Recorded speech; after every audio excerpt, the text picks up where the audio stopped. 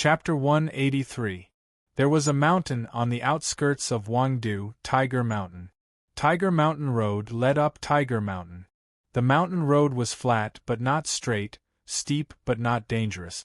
Because of this mountain, it was often a nighttime entertainment ground for a group of racers. The roar of motors was common and danger was everywhere. Therefore, the citizens of Wangdu usually hid here. Probably only foreigners like Su Lo, who had just settled down not long ago, would choose to pass through this road. The mountain road extended upward from the entrance, like the chocolate lace on the edge of a cake, circling around. From the very beginning, Park Ji-ho had been standing at the edge of the mountain road on the second level. His gaze passed through the trees on the cliff below and watched the conflict at the entrance. The power behind him had many ways to deal with Su Lo, but the methods on the surface were too slow. They couldn't wait any longer, so they chose the most direct method. But he didn't want Su Lo to die. On the one hand, it was for his own benefit. He could forcefully suppress his jealousy. On the other hand, it was because of the orders of the young master from the Li family. He believed that the young masters who had caught wind of the news would be very careful.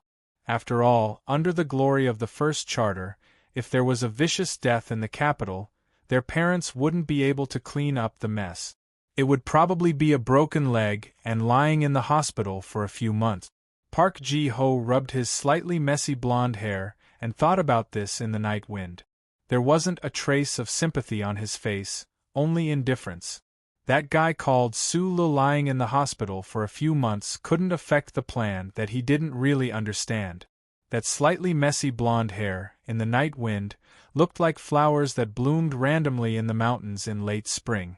The car had already turned off, so he believed that the people below wouldn't notice him. In the gentle late spring night wind, Park Ji-ho calmly watched the good show at the bottom of the cliff. He was very gratified by the preparation of those young masters. At this time, he believed in young Master Li's judgment. How could there be a young man in the Federation who was on the same level as Madman Li? However, the moment the blade flashed, the expression on his face suddenly changed. He watched in shock as Su Lo knocked down a bodyguard like a thunderbolt.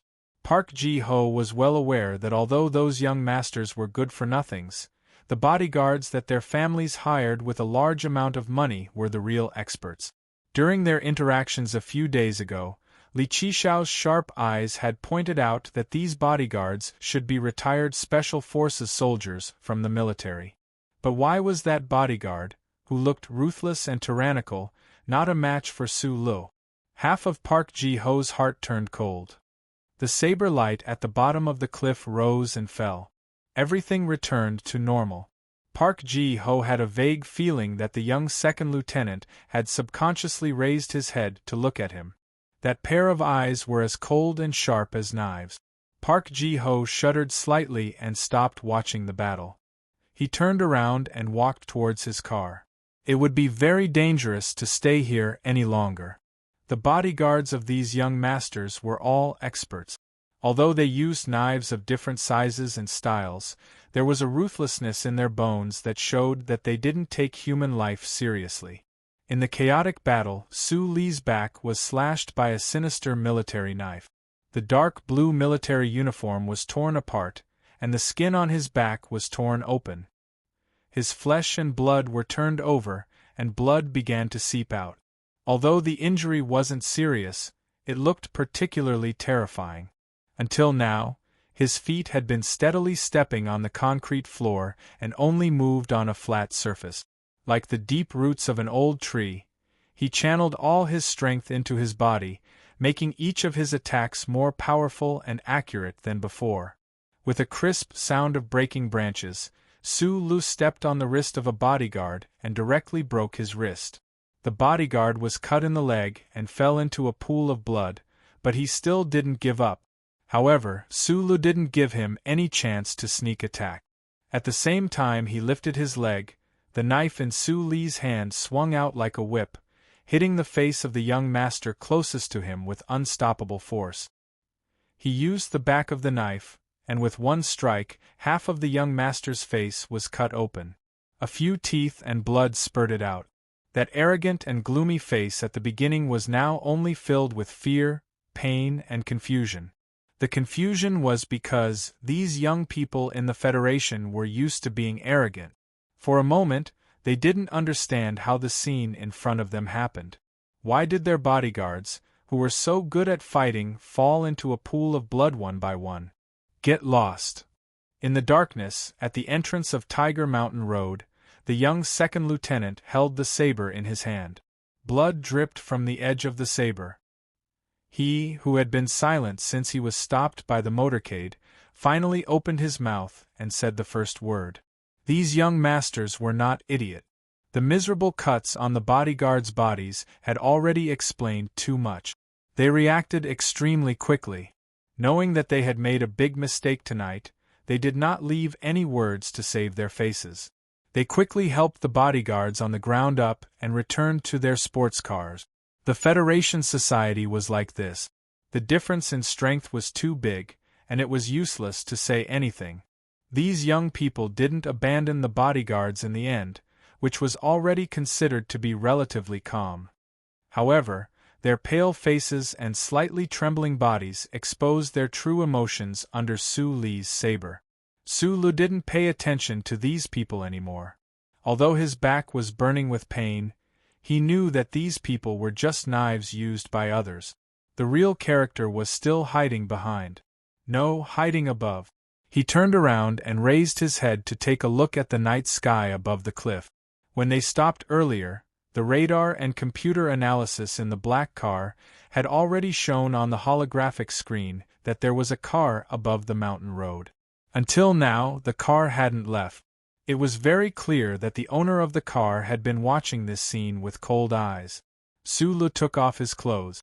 The torn clothes on his back rubbed against the flesh and blood. It was very painful. His eyebrows furrowed. However, he found that Zhou Yu in the black car was looking at him in a daze. He threw the military uniform over and blocked the window of the black car. He didn't want a pregnant woman to see the blood on the concrete floor and the remnants of the flesh and blood. While the military uniform was still floating in the air, Su Lu had already rushed toward the cliff. That familiar burning sensation had been circulating in his limbs for a long time. The powerful explosive force made him suddenly move so shockingly fast. He actually brought up a trail of dust on the concrete floor. Zhou Yu turned her head in shock and looked at Su Lu, who was wearing a white singlet. Su Lu was like a ferocious beast. With a whoosh, he passed through the green space beside the road and plunged into the bushes on the cliff of Tiger Mountain. Vaguely, one could see the shrubs on the cliff shake. A shadow shook the soil and rushed up the cliff in a straight line at an extremely fast speed. It was so fast that it was hard to imagine. Zhou Yu put both hands on the window. Her eyes were wide open as she stared at this scene in a daze. She grew up in the courtyard of the 3rd Military Region's General Assembly Base. In this life, she had seen more soldiers than the average Federation citizen on TV. She also knew that the federal military had some terrifyingly capable vanguard soldiers. She had even seen them train with her own eyes. However, she had never imagined that in this world, there would be someone who could see a cliff as flat ground. Like a nimble beast, he would bravely rush up at high speed. After living with Su Lu for so long, Zhou Yu believed that she understood this person very well. She also clearly determined that this young man would definitely make many people in the Federation sit up and take notice of him in the future. However, she never would have thought that the battle strength Su Lu displayed tonight would be so powerful. The details of the Linhai State Gymnasium incident had been carefully sealed. Zhou Yu finally understood why her brother Prince said that Su Lu had saved her life. When he was in the Donglin district, under the protection of the glory of the Charter, the electronic wall that stretched for who knew how many kilometers was only a slightly more difficult obstacle in Su Li's eyes. Not to mention this cliff in front of him that, although the slope was steep, he could still land his feet on it. Su Lu landed on the hillside. Every step he took on the stone was exceptionally stable. This was because stability ensured speed and accuracy. Every step he took was very powerful. However, the recoil from every step he took with the cliff made the wound on his back more painful. The more pain he felt, the angrier he became. However, the calmer his heart was, the calmer his expression was. He had fled from the Donglin district to the capital ring. He had left his home and forgotten his past. His girlfriend had turned into a firework. His good friend had fled thousands of miles away, leaving behind a pregnant woman. All of these sad memories, and the depression that had accumulated over the past 2 years finally turned into anger and explosive desire under the stimulation of the pain of his wound. He considered himself to be a very peaceful person. However, there were so many unfairness in the Federation that he could not get rid of it like the air around him. Professor Shen was dead. Those high and mighty dazzling big shots wanted to seize what did not belong to them. Tonight, there were even people who wanted to set up a trap to kill him. Until today, Su Lu still thought that he was just a small character in the Federation. However, once a small character was enraged, they were still very scary. There was a proverb in the Federation: once an ordinary man is angry, even the king will bleed. Today, the most powerful person in the Federation happened to be called an ordinary man. A few sharp thorns from the shrubs pierced into his exposed arms. Su Li's expression did not change in the slightest. He stepped onto the road above the cliff and directly rushed toward the off-road vehicle that was about to start the engine. The power in his body burst out in an instant. Every pair of muscle fibers in his legs began to squeeze and twist. A moment later, he rushed to the side of the off-road vehicle. Without saying anything, he stabbed the tip of the knife diagonally downward. A series of screeching sounds that made one's teeth ache resounded throughout the quiet Tiger Mountain road amidst the sparks of metal grinding against metal. The long knife in Su Li's hand accurately stabbed into the door right before it closed. The door and the knife rubbed against each other and vibrated. In the end, the door did not close and instead bounced open. Chi the silent Su Lu did not say anything. He stabbed the tip of the knife into the spot beside the driver's seat of the off-road vehicle. The tip of the knife broke through the high-energy plastic and pierced through the complicated circuits. Accompanied by tiny electric sparks, he successfully destroyed the ignition system of the off-road vehicle. He was a genius mechanic. In the Donglin district's Xianglan Avenue repair shop, he had once repaired cars. Today, he could even deal with mechas, not to mention a simple off-road vehicle. With the ignition circuit destroyed, this off-road vehicle could no longer escape. Sitting in the driver's seat, Park Ji-ho stared blankly at the cold blade that was less than 10 centimeters away from his thigh. His left hand that was holding the steering wheel and his right hand that was holding the key to start the engine began to tremble uncontrollably. Chapter 184. Park Ji-ho didn't want to admit that he was in fear. He had always thought of himself as the best of the younger generation in the Federation. He was an outstanding student from the 3 major military academies. He entered the Shell Motor Corporation Engineering Department and was about to enter the Federal Academy of Science. He might even become Dean Lin's student. His life experience and achievements were enough to provide him with a strong sense of self-confidence. He was a young officer. Regardless of whether it was close combat or mecha combat, he was an extremely strong character.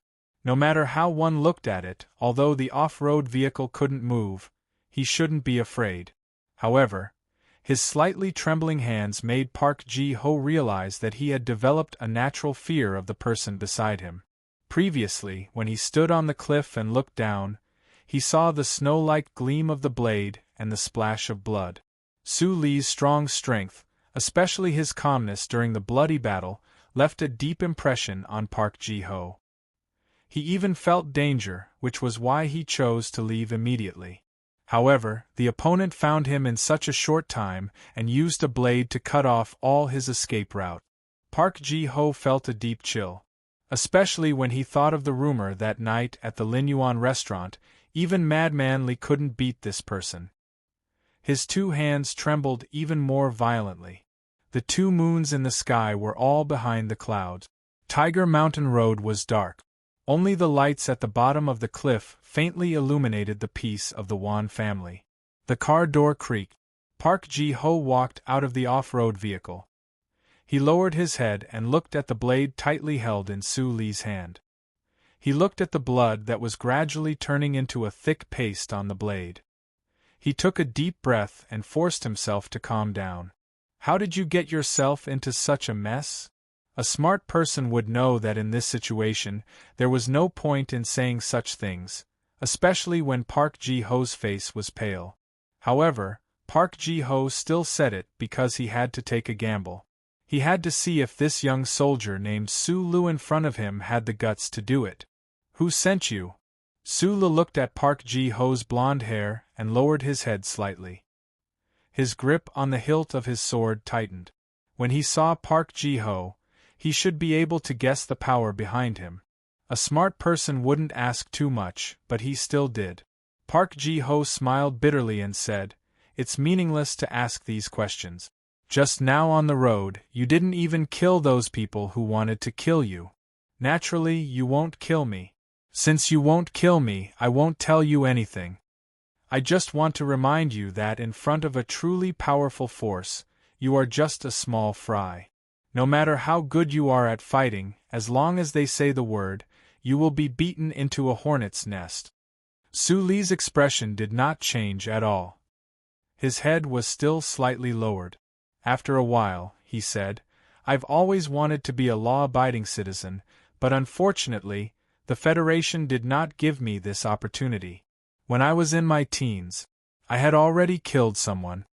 When he said this, his tone was very calm and unhurried. It was as if he was telling Park Ji-ho how to solve the spring recruitment exam questions. However, it was this calm tone that made Park Ji-ho's face, which had just improved a little, turn even paler. "I was wrong." Park Ji-ho smiled bitterly and said, "I was really wrong. I shouldn't have turned off the engine. At least, I shouldn't have pulled out the key." This was a sincere sentence, but it was a fatal mistake. Since he was using someone else to kill, there was no reason for him to appear at the scene. Park Ji-ho's mistake was that he thought he was careful enough hiding on the mountain road. He didn't expect Su Lu to be able to find him in such a short time and cut off his escape route. At this moment, he vaguely understood that the reason he insisted on standing on the cliff of Husan Mountain Road and watching this scene unfold was not to deal with an emergency. It was just that he subconsciously still couldn't forget the scene in the spring recruitment exam in nutshell. He wanted to see Su Lu, this lucky soldier, with his own eyes.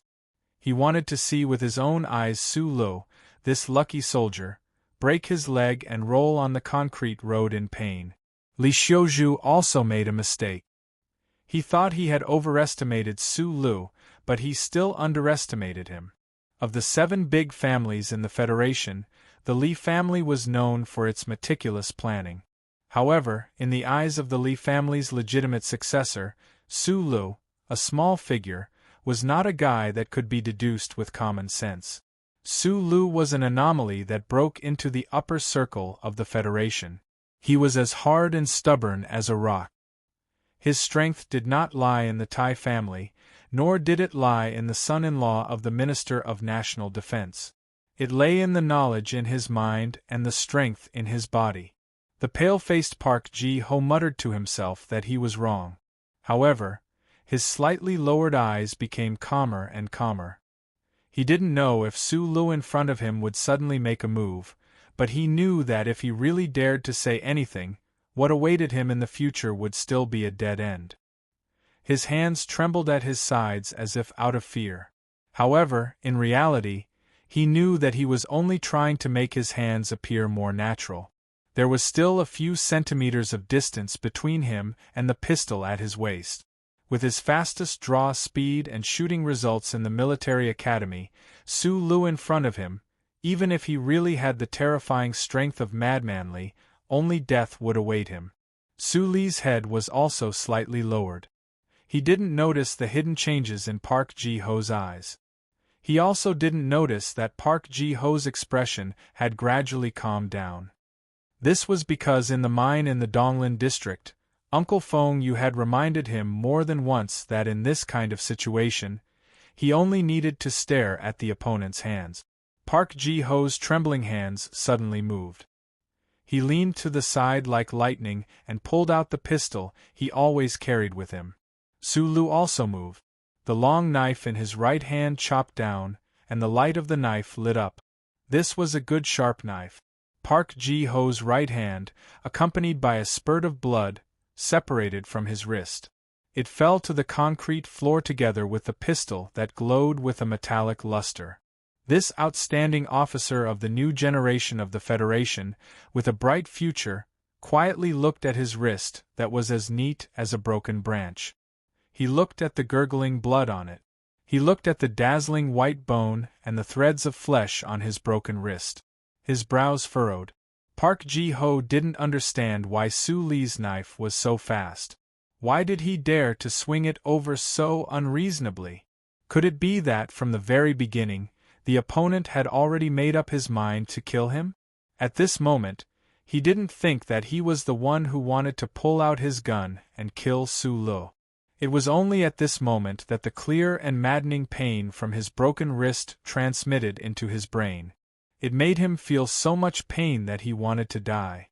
He wanted to howl in grief. However, he couldn't howl in pain because a thin line of blood appeared on his neck. The blood began to seep down from the line. It looked like a white can of ketchup that had been cut by a knife. Park Ji-ho turned his head painfully and stared at Su Li's face in disbelief. Until the moment of his death, he still felt that this matter was ridiculous. How could a person like him, who was destined to be famous in the Federation, die so early? How could he die so quietly on Hushan Road? When he turned his head, the blood in the line on his neck flowed even faster. He used his left hand and his right hand, which only had one wrist left, to cover his throat. However, he couldn't stop his life from flowing away with the blood. He fell to the ground with a thud. He twitched a few times and then stopped moving. Su Lu looked at Park Ji-ho's body on the ground. He felt a little strange. He wasn't a master of swords. The previous chop was just a subconscious reaction under the dangerous situation. The blade was aimed at his wrist. He didn't expect the blade to be slightly deformed when it was clipped by the door of the off-road vehicle. The sharp tip of the blade actually swept past his neck. This wasn't the first time he killed someone. When he killed someone for the first time, he was still very young. That night, it was raining heavily in the garbage dump behind Bell Tower Street. The sharp hydraulic pipe was so light in his hand. In the underground parking lot of Lin High Gymnasium, Su Lu had also killed several people, but that was in the middle of a battle after all. Today, he had only met Park Ji-ho a few times, but he had clearly seen him die in front of him. Su Lu always thought of himself as a good person. He also wanted to be a good person. However, would a good person kill someone? This was a philosophical question. He didn't want to think about it. He looked at Park Ji-ho's body on the ground. He didn't want to vomit or blame himself. He just felt a little confused. However, the confusion only lasted for 3 seconds. He turned around and walked down the cliff. "Fasten your seatbelt," Su Lu whispered to Zhou Yu in the passenger seat. He had already taken off his blood-stained vest. He found a spare shirt in the trunk and put it on. However, the faint smell of blood was still so pungent in the enclosed space of the car. Zhou Yu looked at him quietly. Her hands carefully covered her swollen abdomen. Her face was pale, but her eyes were bright. She didn't know what Su Lu did when he rushed up the cliff. However, looking at Su Li's calm expression and the ominous smell of blood, she could vaguely guess. This was a mysterious guy. "I'll take you home." The black car quickly left Hushan Road. It didn't drive to the simple apartment they had lived in for a long time. Instead, it turned around and headed to the Capital Special District at the end of Highway 2. "What happened?" Zhou Yu lowered her eyes and asked softly. I killed a person. Maybe in a while I will be wanted by the Federation. Su-lu looked at the flashing signs on the highway in front of the car window. After a moment of silence, he said, Park Ji-ho, the person Li Xiaotong took with you when you raced last time. It has something to do with me? After Zhou Yu became pregnant, she became much gentler. In particular, her pair of black eyes always flashed with a sentimental light. However, she was a cold girl who liked to wear red. After hearing that Su-lu killed someone, the shock in her eyes disappeared. She calmly cared about the truth behind the matter. No, it should be related to the data in the laboratory. Those people wanted to steal Professor Shen's data, but I was in the middle. Su-lu slightly turned the steering wheel in his hand. Following the signs on the highway, he drove in the direction of the Ministry of National Defense's apartment in the capital special district. After a moment of silence, he continued, I have to do something tonight, and I think it will be difficult to accompany you to protect the baby in the future. So I have to take you home first. I hope you won't be angry.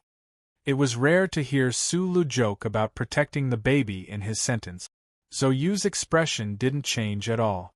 She looked at Su-li's side profile with a dignified expression and asked, What do you want to do?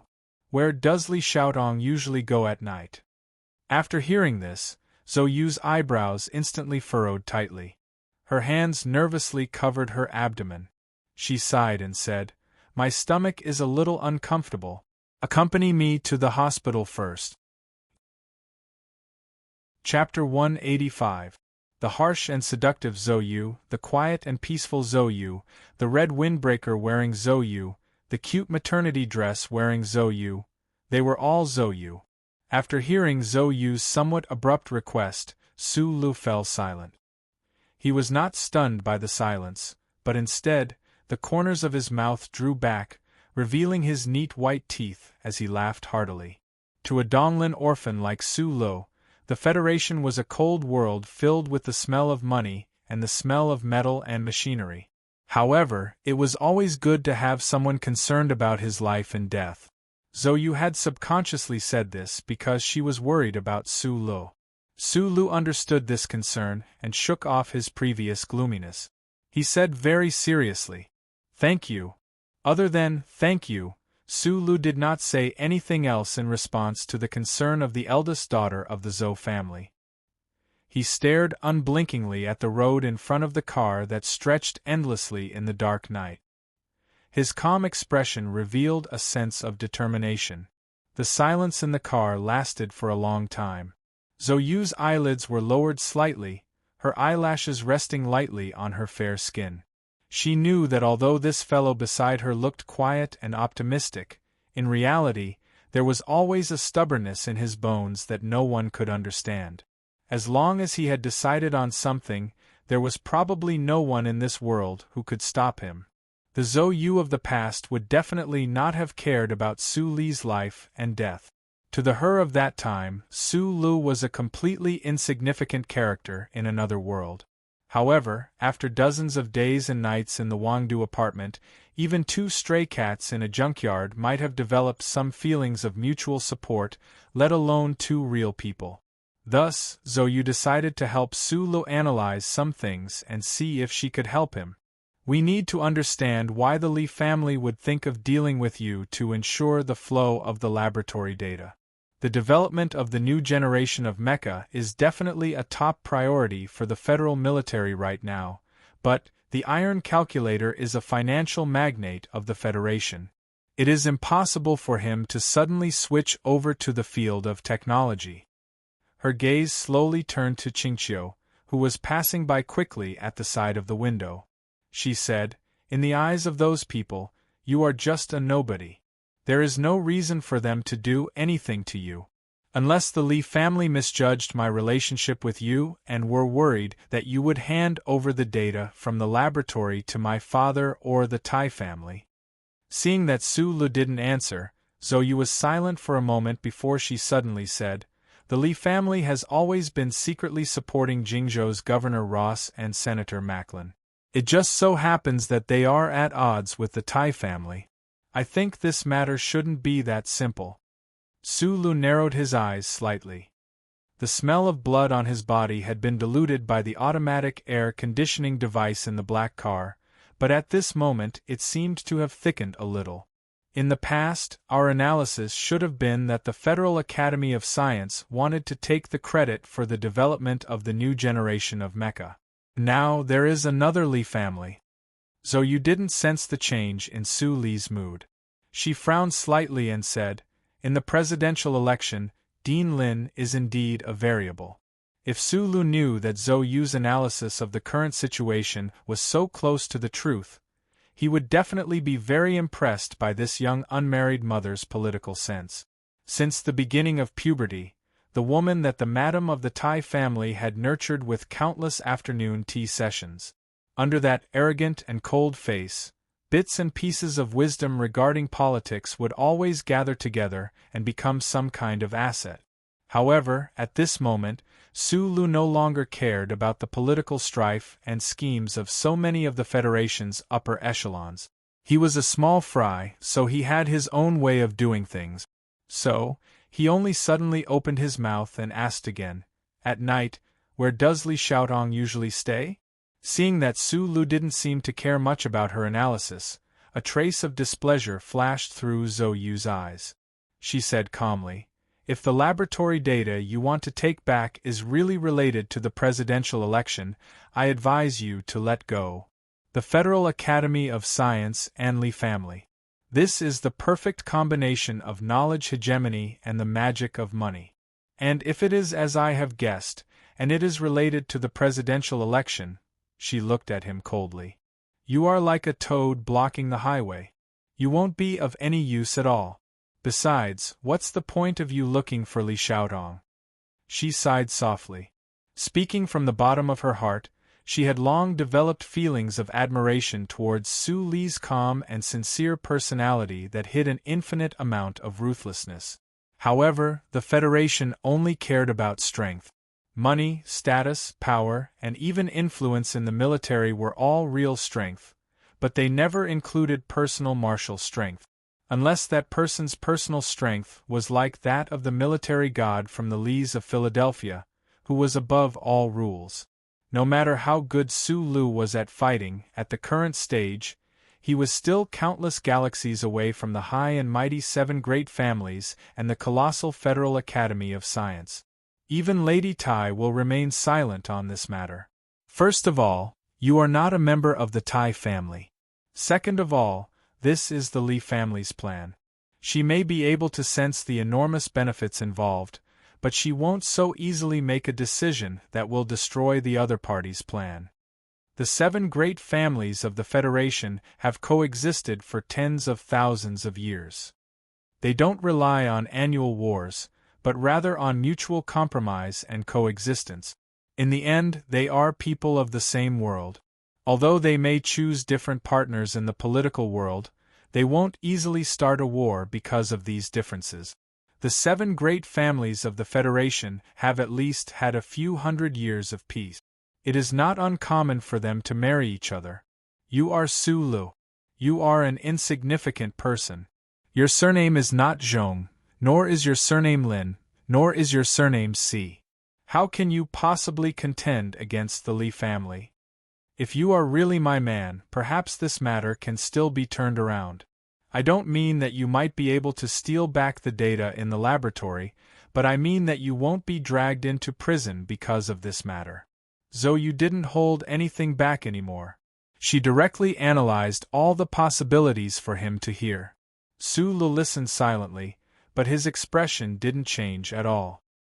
His small eyes narrowed slightly, and he said slowly, "When I first started working in Old Shun's laboratory, I once told myself that I might have met a strange person. I even thought very self-deprecatingly that it couldn't be that this strange person would really take me as his last disciple and pass down all his legacy to me. What I didn't expect was that Professor Shen really did leave that laboratory to me in his will. Leaving aside the use of the data in the laboratory for the Federation's first-generation mecha, to be able to ensure that after Professor Shen's death, the normal citizens of the Federation will forever remember him. Su Li's eyes narrowed even more.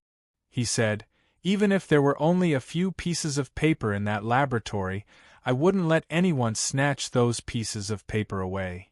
Zhou Yu was silent. She understood Su Li's meaning.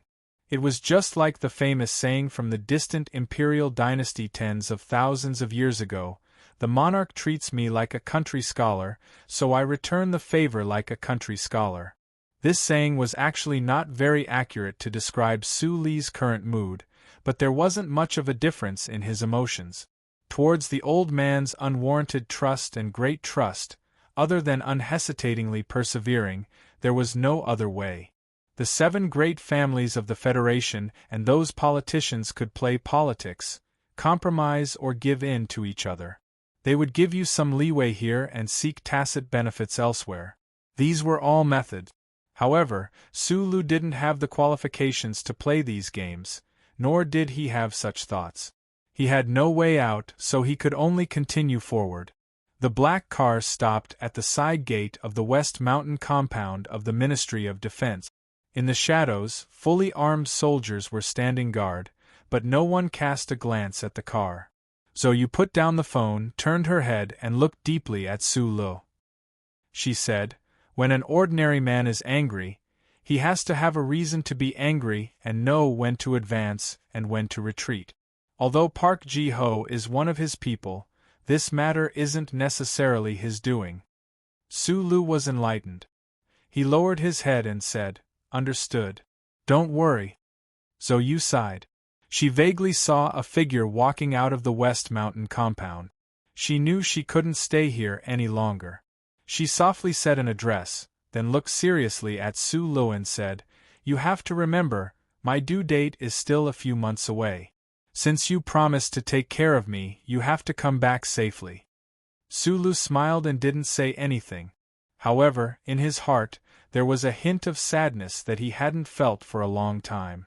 If he really had a direct confrontation with the Federal Academy of Science and the Li family, how could he, who had just killed someone, return to that simple apartment in Wangdu? The black car left the West Mountain compound of the Ministry of Defense and drove towards the address that Zhou Yu mentioned. He saw from the rear view screen that Zhou Yu had already been picked up by a middle-aged woman and Zhou Yu. He was relieved. Driving between the sometimes quiet and sometimes bustling buildings of the capital special district, Su Lu thought for a moment, then used the car phone to dial a number. A moment later, he heard Butler Jin's slightly hoarse voice. "Tai Ziyuan said that if I run into any trouble, I can call you." Su Li's right hand held the streamlined microphone. He was a sincere and down-to-earth young man, but that didn't mean he was a pedantic guy. Back at the capital spaceport, Madame Zhong's business card was still in his pocket. This fully showed that, at certain moments, he was willing to lower his head and seek the help of these truly important people. At a critical moment, to blindly brag about one's loftiness and not ask for external help, fighting with one's saber. That was stupidity, not an outstanding quality. However, listening to Butler Jin's slightly bland reply, which was very much like the sound of fruit juice mixed with it, Su Li's expression gradually became serious, and the microphone beside his cheek seemed to become cold. Should he report to Lady Tai tomorrow? Su Lu didn't hide anything during the phone conversation. He directly told Butler Jin about Zhou Yu's speculation and the importance of the laboratory data that he wanted to protect. However, Butler Jin continued to reply calmly. The 7 major families of the Federation were involved in the interests that the iron scheming family wanted. Butler Jin naturally couldn't promise Su Lu a single word. This was something that Su Lu could think of. However, Butler Jin's tone made him narrow his eyes. "It's too late tomorrow." Although the director of the 3rd Department said that the laboratory would only be sealed the day after tomorrow, Su Lu knew that once the news of Park Ji-ho's death spread, it would be very difficult for him to enter the research institute again. Furthermore, the other party would definitely speed up the pace of seizing the laboratory data. If nothing unexpected happened, the technical director of the research institute, who obviously had a background in the Academy of Science, would directly take over Professor Shen's laboratory with the written order of the board of directors tomorrow morning and remove all the data related to quantum measurability. Although this clearly violated the agreement signed between Professor Shen and the Research Institute back then, and it also conflicted with the copy of Professor Shen's will that Su Lu currently had. However, in the face of pressure from the Federal Academy of Science, Su Lu simply couldn't find any way to stop all of this. A strong sense of disappointment and helplessness filled Su Li's mind. He leaned against the car door and took a deep breath of the 377 brand cigarette. He didn't wake up until the cigarette tip warmed his nails. He looked at the quiet and noble garden building not far from his feet, licked his lips, and pulled out the bright long knife from the car window beside him. The seventh young master of the Li family, Li Xiaotong, Park Ji-ho's master, should be in this garden building, which was called the Ivy Garden by the citizens of the capital. In the southeast corner of the Ivy Garden, there was a man-made stream that flowed for many years. Decayed soil fell to the bottom of the stream, and old trees stretched their roots out of the embankment. In the spring, flowers and trees were densely planted on the embankment. 2 bright round moons peeked out of the clouds and gently shone on the treetops. Behind this beautiful scenery, there was a single building. The appearance of the building was not very eye-catching, but the ancient style of the hooked eaves, although it didn't show the temperament of the owner of the building, at least it showed the owner's economic strength. This was the best and most remote location in the Ivy Garden. The rich people who lived in the front didn't know who this building belonged to. The 7 families of the Federation lived in the Federation, but they were like the shadows of the clouds, not easily showing their true faces. There were flowers under the window, flowers on the bed curtains, and 2 conspicuous red flowers on the naked woman's jade-like body on the bed. The 7th young master of the Li family, Li Xiaotong, got up from the woman's body in satisfaction. He lightly patted the woman's plump buttocks, chuckled, and rushed her to take a bath. He put on a dark-colored pajamas and went to the window. He looked at the flowers above and below the window, slightly lost in thought. He was a person who cherished flowers, but there were too many flowers around him, so he naturally became a playboy. It was only a few months ago, when he had some thoughts about the daughter of the Zhou family, that he restrained himself a little. But he didn't expect that the eldest daughter, who was used to using arrogance to cover up her loneliness, was actually pregnant. Li Xiaotong returned to his original playboy life. This afternoon, Li Xiaotong had found a piece of information that made him angry, so he was not in a good mood. Although he was still gentle and decent in front of that woman, once the pleasure was over, he felt a little lonely and sad. He was the 7th young master of the Li family, but in front of that beautiful man, he didn't have any glory. That person didn't even need to fight, and the people he liked would abandon him one after another and throw themselves into the arms of that person, because that person was the true successor of the Li family. The moment he thought of this, the dark and ruthless look in his deep facial features and dark and calm eyes suddenly became a bit thicker. He was originally an extremely outstanding person. Casually standing among the flowers, he was like an untamed plum, disdaining to move no matter how the snow clouds moved in the sky and the snowstorm hit his body. It was also because of this coldness that occasionally leaked out that he was evaluated as having a sinister temperament in his family.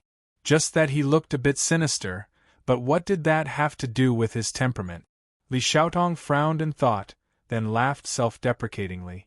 Since he was evaluated as having a sinister temperament, then he deliberately acted more sinister these past few years. In any case, he couldn't win against that person, so there was no need to fight. At the age of 16, he was selected as the 2nd successor of the Li family.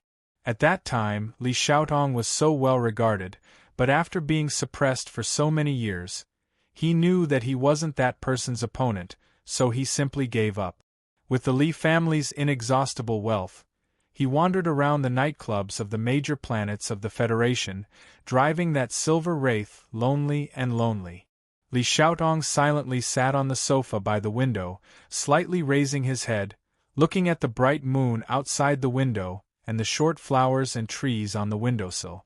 After that woman finished bathing, she would leave and never come back to this room. This was his rule. A gust of night wind blew in, and the thick cyan curtain by the window moved slightly. Li Xiaotong's pupils slightly shrank, and his hands subconsciously reached back, but immediately stopped. The tip of a knife that reflected the white moonlight appeared in the cyan curtain. At this moment, the knife's light was so dazzling. Almost at the same time, the door of the room silently opened, and a man in dark clothes aimed a pistol behind the curtain. The black metal barrel of the gun was so cold at this moment. Seeing that man's arrival, Li Xiaotong's narrowed pupils gradually relaxed, but he still didn't move at all, quietly looking at the tip of the knife. Since the man with the gun didn't shoot directly, it meant that he thought that the person behind the curtain with the knife could hurt him even if he was shot. Li Xiaotong's greatest strength was that he never underestimated anyone, and he trusted the judgment of a professional, so he didn't move at all. After staying on the mountain behind the ivy garden for a long time, Su Lu finally found a chance to approach this independent building. With the amazing strength trained by Uncle Feng Yu, he wouldn't be afraid even when facing the special elite of the military, but it was so difficult to quietly break through those defenses. He finally understood that the 7 great families of the Federation were not ordinary forces, and even a second-generation figure like Li Xiaotong had such a strong security force around him. While Li Xiaotong was enjoying the pleasure of a man and a woman, Su Lu secretly sneaked into the room. At this time, the bodyguard shouldn't be in the room, so this was the best opportunity. However, what shocked Su Lu was that before he could do anything, the bodyguard in dark clothes quietly opened the door and pointed a gun at him. A trace of dangerous aura filled the entire room. Su Lu slowly walked out from behind the blue curtains. He didn't look at the 7th young master of the Li family who was sitting on the sofa next to him. Instead, he narrowed his eyes and looked at the middle-aged bodyguard with a gun at the door. Even if the middle-aged bodyguard didn't have a gun in his hand, he was still an extremely dangerous person. Su Li's eyes narrowed even more. Previously, he didn't hear any footsteps outside the door, and he didn't even hear any breathing. How did this person appear? How could he be so powerful? The middle-aged bodyguard in dark clothes was also quietly looking at Su Lu. His right shoulder was slightly drooping, and his muscles were extremely relaxed. The special pistol in his hand moved precisely with Su Li's every step. As long as he wanted to, he could pull the trigger at any time and kill Su Lu. However, he didn't because Su Li's left hand was protecting the upper half of his face. This posture looked a bit wretched, and it was obviously impossible to block a bullet with one arm. However, the middle-aged bodyguard's expression gradually became dignified. In fact, apart from the Tai and Zhong families, the 7 families of the Federation didn't really worry about the safety of their descendants. This was because those families had many children. Since it was impossible for the enemy forces to use this method to deal a fatal blow to these families, they naturally didn't want to use this kind of iron-blooded method to attract the endless revenge of these families. Even so, there would still be people responsible for the safety of these second-generation children of the 7 families. This was especially true for second-generation heirs like Li Xiaotong. Whether he was willing or not, there would be an extremely terrifying expert protecting him on his left and right. At this time, the middle-aged bodyguard who forced Su Lu into a desperate situation was precisely such a person. This middle-aged bodyguard's face was ordinary, but his body under his clothes was like a gun that could break free at any time and cut through everything in front of him, directly taking the enemy's life. Su Lu felt this kind of threat, so he didn't dare to move lightly. In the past few days, the most powerful people Su Lu had seen should be that fatty Captain Tian and Madman Li. A monster like Uncle Feng Yu was naturally excluded. However, perhaps because the situation was different, Neither Captain Tian nor Madman Li gave Su Lu a stronger sense of danger than this middle-aged bodyguard at this time. The Federation was indeed full of hidden dragons and crouching tigers. Existences like the 7 great families were indeed not something that could be challenged by mere brute courage. Just as Su Lu felt a faint sense of regret, he didn't know that Li Xiaotong and the middle-aged bodyguard who had been silent all this time became even more vigilant after seeing his face clearly. A person who could quietly sneak into the bedroom of the 7th young master of the Li family and use only a long knife in his hand to make the middle-aged bodyguard not dare to move lightly was really rare in the Federation. There were rumors that after I left Linyuan that day, you and Madman Li fought to a draw. I always thought that it was an exaggeration. My big brother thinks that Madman Li deliberately gave you a chance to become famous because of that Crown Prince and Miss Zhou family. In the tense silence, the 7th young master of the Li family, Li Xiaotong, suddenly looked at Su Li's face and laughed. He lightly clapped his hands and said, "Only today did I know that the rumors were true." His expression suddenly calmed down, and a trace of sternness flashed through his gloomy eyes. He slowly said, "Even Madman Li can't quietly approach my bed. I'm really curious, Su Lu, how did you do it?" Su Lu had his own secret. In the capital ring, he dared to fight against the forces that had been passed down for thousands of years in the Federation. The skills that Uncle Feng Yu had left for him naturally had a channel to use. At this time, he naturally couldn't explain anything to Li Xiaotong. When he heard Li Xiaotong call out the intruder's name, the middle-aged bodyguard's expression became even colder. Since the intruder knew Li Xiaotong and dared to come in without hiding, he naturally had the intention to fight to the death. It wouldn't matter if it was a normal person, but the middle-aged bodyguard clearly knew that the ordinary-looking young man holding a knife behind the curtain was definitely not a normal person. He took a few steps forward. Su Li's eyes narrowed. He noticed that the man's shoulders and arms didn't tremble at all when he took a step forward. The gun muzzle was terrifyingly steady. He couldn't let this person come any closer. When he was within 5 steps, even if he died, he wouldn't be able to threaten Li Xiaotong's life. To Su Li's surprise, Li Xiaotong smiled and said to the middle-aged bodyguard, "Brother Xing, don't be too nervous. Su Lu is my friend." Su Lu and Li Xiaotong had only met once and a half. Naturally, they weren't friends. He didn't quite understand the deeper meaning of this sentence. "You want to kill me?" Li Xiaotong was still sitting on the sofa, and his gloomy face gradually relaxed. "I'm not a normal person. If you kill me, the Bureau of Proclamation will definitely put you on the wanted list. Whether you can escape or not, your life will be ruined." At this time, Su Lu said the first sentence after entering the room, "I've already killed Park Ji-ho." Hearing this, Li Xiaotong didn't look nervous or angry at all. After being slightly startled, he laughed. His laughter grew louder and louder. It was actually an indescribable joy and satisfaction. The laughter gradually stopped. His cold and gloomy face instantly relaxed.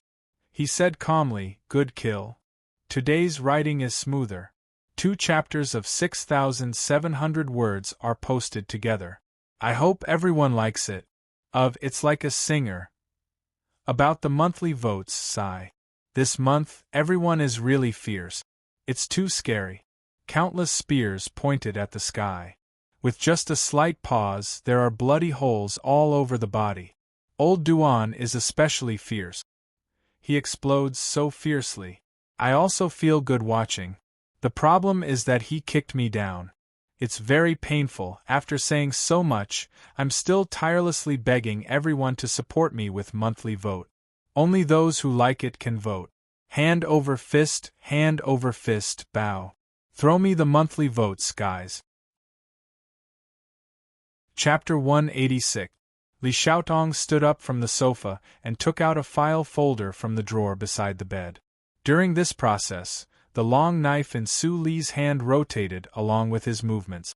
Although Li Xiaotong's previous laughter and words confirmed the situation that Su Lu vaguely expected, at this time, The bodyguard called Brother Zing still coldly pointed the gun at him, so he didn't dare to be the slightest bit careless. Brother Zing, I have something to talk to this friend. Li Xiaotong handed the folder in his hand to Su Lu. His attitude was very relaxed and casual, as if he didn't see the bloody long knife in Su Li's hand at all. Brother Zing was silent for a moment.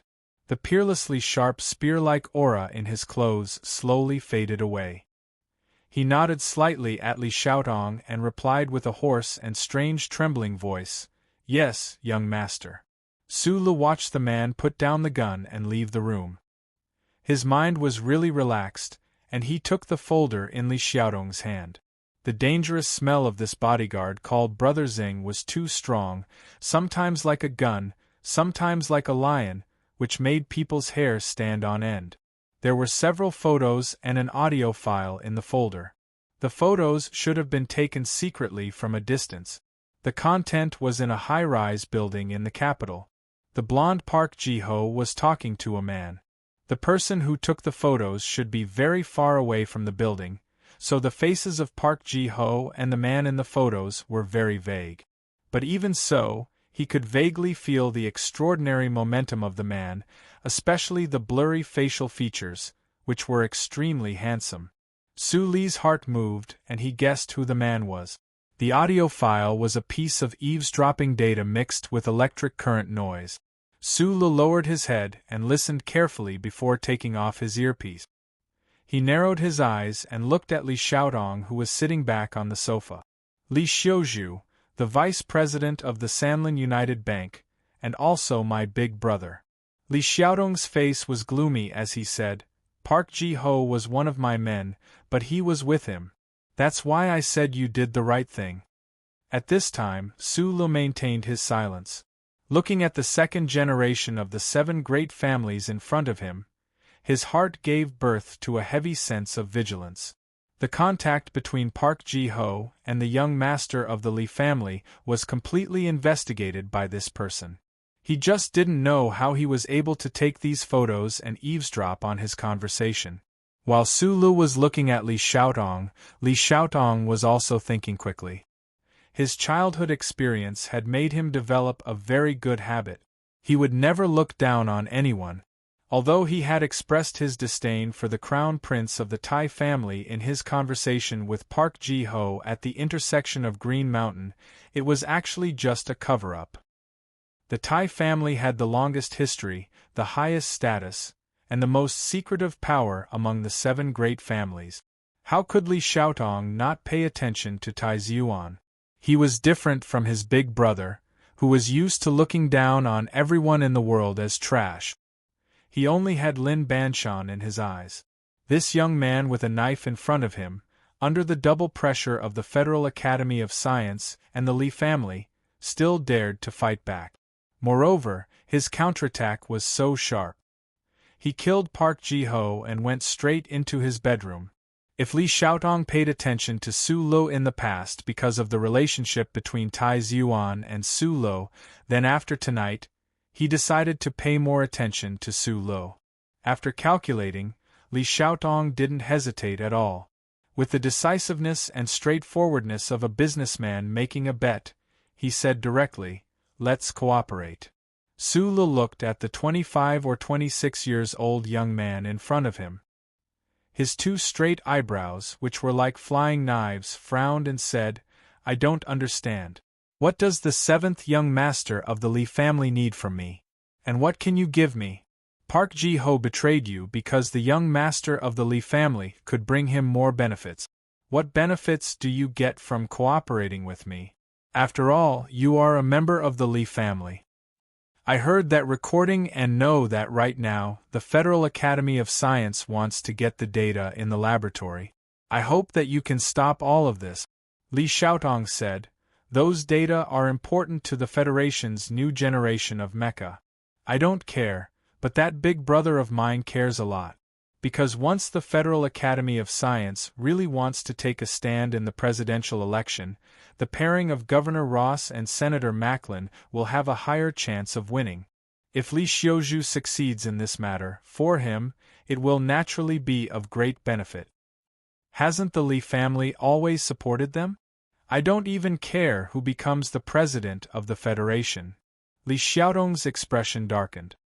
He said, no matter who becomes the president, the 7 great families of the Federation will still be 7 great families. Even if Ross and Macklin succeed in the election, what does it have to do with me? The Li family is not mine. On the contrary, if they succeed. Su Lu understood the other party's meaning. His brows furrowed extremely tightly. Even if I can stop the data from leaking out of the laboratory and destroy the agreement between your family and that old fellow from the Federal Academy of Sciences, I might not be able to affect the general trend of the presidential election. That is natural. However, this is still a very powerful link. Li Xiaotong stood up and said slowly, as long as it benefits Li Xiuzhu, I am willing to destroy it. What can you help me with? Su Lu asked again. If you need to escape after this, I can find a way for you and provide you with some funding. Of course, if you really have a relationship with the Tai family, you might not even care about this. However, I think that we can form some kind of long-term beneficial relationship because our goals seem to be somewhat the same. Li Xiaodong didn't say long-term friendship, but rather benefit. This was more believable. However, Su Lu still didn't say anything. Li Xiaotong looked at him quietly. After a while, he picked up his private encrypted phone and made a few calls. After being silent for a while, he smiled and said, I can help you delay the news from Park Ji-ho for a while, so that they won't react immediately. According to the information I got, tomorrow morning at 10 o'clock, the written order from the board of directors of the Nutshell will come out. Then, your laboratory will be lost. You still have 9 hours. Got it. Su Lu said, the problem is that I only have 9 hours. I don't have the ability to get the data out. If I keep it in the laboratory, it will be in the hands of the Federal Academy of Science. In that case, it won't be helpful for your plan. Li Xiaodong understood the hidden meaning in his words. He sighed helplessly, shook his head and said, I am sorry. In fact, the Li family's influence on the Nutshell is very limited. I still don't know how those old guys managed to avoid the military and directly influence the board of directors. As for the research institute, I don't have access to some of the more important areas, so I can't help you in this regard. This is only the first cooperation. I believe that there will be opportunities in the future. Li Xiaotong said, if there is a future, I won't ask for much. I just hope that you can find a chance to let me meet Tai Ziyuan. Su Lu was deep in thought. After a long time, he gently nodded. 8 hours before the deadline, Su Lu arrived at the first military academy and entered the Husk Institute's 3rd department area. It was already late at night, but there were still a few laboratories in the institute that were brightly lit. Researchers would sometimes forget the beauty of the day in the middle of the night. Su Lu took out his electronic key card and entered the core area. Then, he walked along the quiet corridor toward the laboratory. In front of the last scanning channel, he slowly stopped his footstep. He put his hand into the pocket of his military uniform and gripped the cold metal device tightly. Although the meeting with the 7th young master of the Li family, Li Xiaotong, was somewhat dangerous, in the end, it proved Su Li's intuition at the beginning. Park Ji-ho was indeed working for the Li family, but not for Li Xiaotong. In the eyes of the 7th young master of the Li family, the position of the head of the Li family was what he needed to consider the most. As for the overall benefit of the Li family, the development of the Federation mecha, and the results of the presidential election, none of these were in the mind of the gloomy young man. The cooperation seemed to be successful, but in reality, Su Lu couldn't help Li Xiaodong much. With Li Xiaodong's current strength, he couldn't help Su Lu either. And this cooperation was basically hidden under the surface, just a loose psychological connection. He pressed the small button and narrowed his eyes. A faint blue light began to emit from the small device in his pocket. It was blocked by the cloth of his military uniform and became even dimmer. Although it was dim, It was enough to envelop his entire body. There was not a single person in the quiet corridor. Sulu didn't hesitate or show any fear. He directly walked toward the scanning channel. A very strange thing happened at this moment. The Federation's most advanced scanning device seemed to have become blind and deaf at this moment. The faint blue light that enveloped Sulu seemed to have some kind of magic, turning Sulu invisible in front of these advanced monitoring devices. The device that was personally designed by Uncle Feng Yu was enough to temporarily fool the omnipotent central computer in the Bureau of Proclamation, let alone the secondary monitoring network at the edge of the charter. This was one of Su Li's biggest trump cards. Previously, he was able to sneak into the Ivy Garden and directly into Li Xiaodong's bedroom because of this small device in his pocket. This was the first time Sulu tried to use this device in the core area of the Federation. The Husk Institute contained the most confidential information of the Federation. Without a doubt, the place with the strongest surveillance and defense was turned into a piece of trash by this small device. Walking to the familiar door of the laboratory, Sulu wiped the cold sweat on his forehead and took a deep breath. The glory of the Charter was spread all over the Federation. The people of the Federation, including those who were extremely meticulous, had long been accustomed to the power of technology over tens of thousands of years of history. They had developed a kind of mental inertia. This inertia provided endless convenience for Sulu to lurk and wander in this society. Once the technology was broken, Sulu seemed to vaguely capture the feeling of freedom that Uncle Feng Yu had. After entering the password and opening the door of the laboratory, Sulu took out a heavy axe from the metal firebox next to him and silently walked in. Chapter 187. In the Federation, no one could cover the sky with one hand. The President couldn't, the old man from the Lees of Philadelphia couldn't, and the lady from the Tai family couldn't either. Everyone could at most cover the blazing sun in front of their eyes and clear up the sky above their heads. Money could do anything, but it wasn't omnipotent. Although the Lee family had already put all of their efforts into the presidential election, they were still careful and meticulous in their planning. They didn't let go of any link that could affect the voters. The Federation's new generation of mecha development involved the shameful agreement between Senator Macklin and Dean Lin, so they naturally wouldn't ignore it. However, even if the Federal Academy of Science and the Lee family worked together, they still couldn't completely influence the Shell Motor Company. Thus, they needed the data in the laboratory, but they still had to follow the rules of the game and wait for the written order to arrive. If that young second lieutenant really didn't have any background, or if he had naturally retreated under great pressure, perhaps Li Xiuzhu wouldn't be so distressed. The problem was that until today, he still didn't know how deep the relationship between that young second lieutenant named Su Lo and the Tai family was. He had some misgivings, so his methods had some twists and turns. Thus, he let Park Ji-ho use those underhanded methods to temporarily remove that young second lieutenant from this matter. Park Ji-ho was one of Li Xiaodong's people. Li Xiuzhu didn't expect the knife he borrowed to be able to fool many people and make old Seven uncomfortable, but at least he hoped it could be hidden for a while. His main concern was whether or not this knife was strong enough, sharp enough, and qualified enough to be used by him in the future.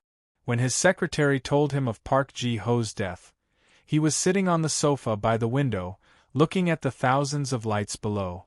The normal red wine in his hand swayed slightly. A trace of shock flashed through Li Xiuzhu's eyes, but it quickly returned to calmness. It seemed that the knife he had his eyes on wasn't tempered and broke so cleanly. He thought of that young second lieutenant again, and for a moment, he felt an inexplicable sense of vigilance. All of the good feelings he had accumulated during dinner were completely washed away. Li Xiuzhu shouldn't be wary of Su Lu. That was an outsider who had lost his way and entered the circle.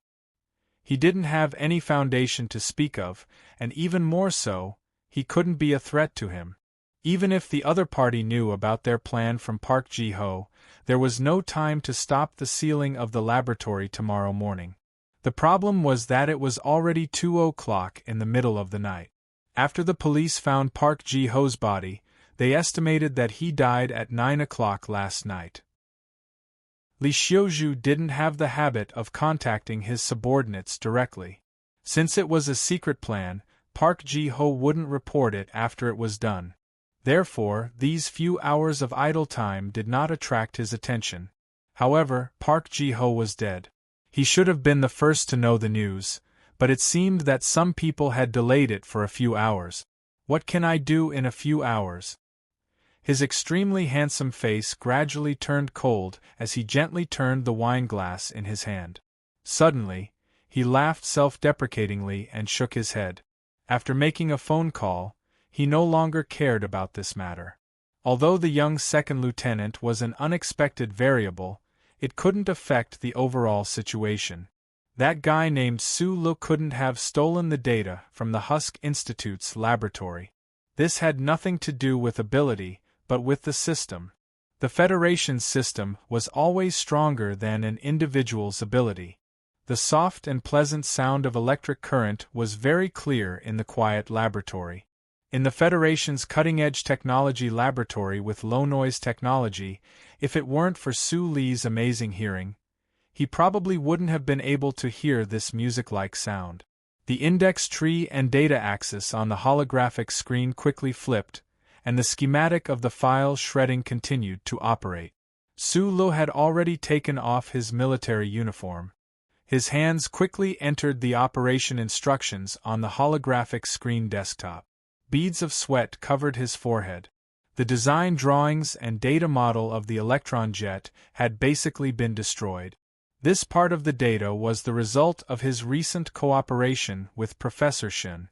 It wasn't entered into the Federation's database management system, so it was very easy to delete. Plus, this was his own research, so even if it was destroyed, it wouldn't be too difficult to pick it up again in the future. The hissing sound of the file shredding was accompanied by the faint sound of electric current. It was like a simple but extremely beautiful concerto. Under the accompaniment of this song, Su Lu silently and wholeheartedly carried out his own work. This data had to be destroyed. Otherwise, if the Federal Academy of Science got their hands on it, with their terrifying research abilities, they might only need 3 days to solve the most critical problem of the new generation of mecha in the Federation. At 2:13 a.m., Su Lu finally raised his head from the holographic screen desktop. He let out a tired breath, feeling the aches all over his body and the hunger in his stomach. Tonight, he had first faced off against 7 blades, then killed Park Ji-ho, then sneaked into the Ivy Garden. He had been using the mysterious power in his body all this time. Right now, although his spirit was still full and the mysterious power was still abundant, the wear and tear on his body and the emptiness in his stomach were truly making him uncomfortable. Outside the laboratory's database, all content related to the electron jet had been completely deleted. In order to erase all traces, Su Li's fingers didn't stop working for a moment. The database searching ability that had been forcefully trained by Professor Shin was put to good use at this moment. The data content was all outside the database. Presumably, the people who would take over the laboratory tomorrow morning would not notice anything strange. After doing all this, Su Lu sat in the chair beside the holographic screen desktop. He was silent for a minute, thinking for a minute, and resting for a minute. The trip to the Ivy Garden at least confirmed Zhou Yu's analysis in the black car. The Federal Academy of Science wanted Professor Shin's research results, and the Li family secretly helped. The bridge between them was Ross and Medellin, 2 politicians who were determined to win the presidency. This combination was truly frightening. Su Lu naturally wouldn't completely trust Li Xiaodong's cooperation with him. In reality, the Li family's 7th young master, other than having some money, couldn't help him at all. However, the Li family's 7th young master was actually able to spy on Park Ji-ho and find evidence of his betrayal. This ability made Su Lu a little wary. He deleted the hundreds of initial design blueprints that he and Professor Shen had come up with in the past few days, wiping out all traces of the data. There was no trace of relief on Su Li's face. He stared at the index tree that flashed incessantly on the holographic screen desktop, a trace of heaviness and helplessness in his small eyes. The real key lay in the aspect of quantum measurable dynamics that Professor Shen had researched. The reason Su Lu had found the correct path to solve the problem of the new generation MX Mecha's electronic jets was because of Professor Shen's guidance. Under the old man's tireless research in the last 10 years of his life, under the theories and data models, he had figured out some things. Although the results that Su Lu had obtained now were important, the truly important ones were still Professor Shen's data models and the functional formulas within the sections. Right now, he had already destroyed all of the extension designs, but if the Federal Academy of Science took away all of Professor Shen's research results, he believed that it wouldn't take them too long to discover the problem and solve it. That highly respected head of the Federal Academy of Science, as well as those disciples and grand-disciples of his who occupied key positions in the Federation's scientific community, were definitely not incompetent people. Although Su Lu despised the moral standards of these people, he had to admit that these people didn't rely entirely on plagiarism to get to where they were today. Their own abilities were also incomparably strong. The database of this laboratory was a one-way exit. It was connected to the core databases of the Federal Academy of Science and the 3 major military academies, but it couldn't be accessed from the outside. The entrance was only in that office on the 2nd floor of the laboratory. That was why the Federal Academy of Science urgently needed control of this laboratory. Su Li's initial plan was to directly transfer all of Professor Shen's academic results over the years directly through the data transfer device. Then, with the help of the blue light device, he would be able to pass through the triple scanning door of the Research Institute. Unfortunately, although the database in this laboratory was a one-way exit, for the sake of data security, old Professor Shen had connected it to the Federal Central Database and carried out electronic data security. No matter who it was, without the permission of the Central Database, once the data was copied or irreversible, it would be reported to the police. Now, there was a problem in front of Su Lu. He couldn't move Professor Shen's data. It was extremely difficult even if he wanted to quietly destroy the data. However, all of these data would fall into the hands of the Federal Academy of Science tomorrow. This was something that he absolutely didn't want to see. Su Lu couldn't get the permission of the Central Database, but those people must have already thought of a countermeasure. Even if he couldn't quietly destroy the data, Su Lu still had other ideas. However, he was still in a minute of silent contemplation. This was the fruit of wisdom that Professor Shen had spent countless years to obtain. If he destroyed it in his own hands, how would he explain it to that old man in the Milky Way public cemetery? There was another problem. Although Su Lu was already familiar with many functional formulas and numerical models, if he didn't have the help of the data in Professor Shen's database, he didn't have a shred of confidence that he would be able to complete the final modification work of the new generation of mecha for the Federation. What did the Federation's new generation of MX mecha mean? Su Lu understood this better than anyone else. Although he didn't have a shred of goodwill towards the upper echelons of society that controlled this Federation, he also knew that in the increasingly tense situation between the Federation and the Empire, the sooner the Federation completed the research and assembly of the new generation of mecha, the fewer normal, hot-blooded soldiers would die. On one side, it was direct justice and the resistance of the small fry. On the other side, it was the great benefits of the Federation and the lives of the common people. To stay or to be destroyed, that was the question. 1 minute later, Su Lu stood up from his chair and stopped thinking about this question. He couldn't understand, so he could only act according to his instincts. From the database storage rack in the second-floor office, He pulled out the hard storage boxes that were connected to the data cables and power cables. Sulu looked at these metal objects and couldn't help but pause for a moment. He knew that his next action would destroy Professor Shin's lifetime of hard work. At this moment, he began to struggle in his mind. If it's not yours, then you shouldn't have snatched it. Sulu took a deep breath and said in a low voice, F***CKU.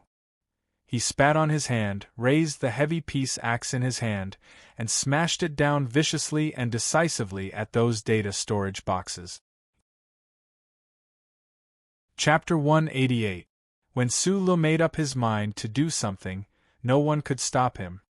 He clearly knew that with this swing of the axe, it was possible that the Federation's research and development of the new generation of mecha would be pushed back by several years or even decades. However, he still smashed it down without any hesitation. This was based on the simple outlook of a mining orphan. If it wasn't yours, then you shouldn't fight for it. If you fight for it, then I will destroy it. Everything in this laboratory had been given to him by Professor Shin, so he dared to smash it. This was a kind of attitude. He would rather this piece of jade shatter so miserably than let others steal a single tile from him. Faint blue, incandescent, and serene electric sparks flew in all directions as the sharp axe chopped down heavily. Those hard alloy storage boxes were also reduced to countless sharp metal shards, flying in all directions of the laboratory. The high-density magnetic materials in the boxes were also reduced to patches of ink rain, tragically reduced to dust under the axe. With the current level of technology in the Federation, using technical means to erase data had the possibility of being recovered. After Sulu made up his mind last night, he decided to use this kind of barbaric, crude, and simple physical method to carry out data erasure. Those hard alloy surfaces could not be penetrated even by bullet. Even if a normal person dared to use physical methods like Sulu to carry out data erasure, they probably would not be able to find any way to do so. However, Sulu did. He had a heavy peace axe in his hand. His body was filled with a scorching, trembling power of injustice. The peace axe was raised high and brought down heavily. Sulu silently and violently destroyed everything on the data rack. However, he did not feel at ease as he smashed. Instead, his heart was filled with pain and deep sorrow. Every time the axe smashed down, a portion of data was destroyed. It was as if the axe was smashing down viciously on his body. Professor Shin had guarded this place for dozens of years, ignoring everything outside. He had only left this behind. Although he still did not obtain any results from this, he had left behind countless research fruits of wisdom in the process. At this moment, however, they were gradually disappearing under the heavy peace axe. Just as Li Xiuzhu had envisioned, in the face of the Federation's powerful system, no one could steal the data in the research institute. Although Sulu had the precious legacy left to him by Uncle Fengyu, he couldn't do this. The Federation's protection of these data was unimaginable. However, what Li Xiuzhu didn't expect was that the young second lieutenant named Sulu would choose such a bloody way to destroy everything here once he realized that the data couldn't be transferred away. Sulu had no way to quietly remove the data, and he couldn't even secretly erase the data. In front of the Federal Academy of Science, the iron mathematicians, and the shadows of those political figures, there was no way for him to protect Professor Shin's legacy. The Tai family was still silent. He was just a researcher. What could he do? What he could do was what he was doing now, what the axe was doing. When the peace axe hit the data storage box on the shelf for the first time, breaking the hard alloy surface and damaging the high-density magnetic material inside, the lights in the laboratory suddenly dimmed. Then, the emergency lights began to flash quickly. At the same time, a sharp alarm sounded. Immediately after, the alarm began to sound in the corridor outside the laboratory. It was sharp and ear-piercing. The sound was urgent and frightening. The alarm systems of the 3 departments of the Husk Institute were activated at the same time. The 3 scanning systems that led to the outside were in a state of emergency. All traffic was temporarily controlled. The automatic defense system also began to operate.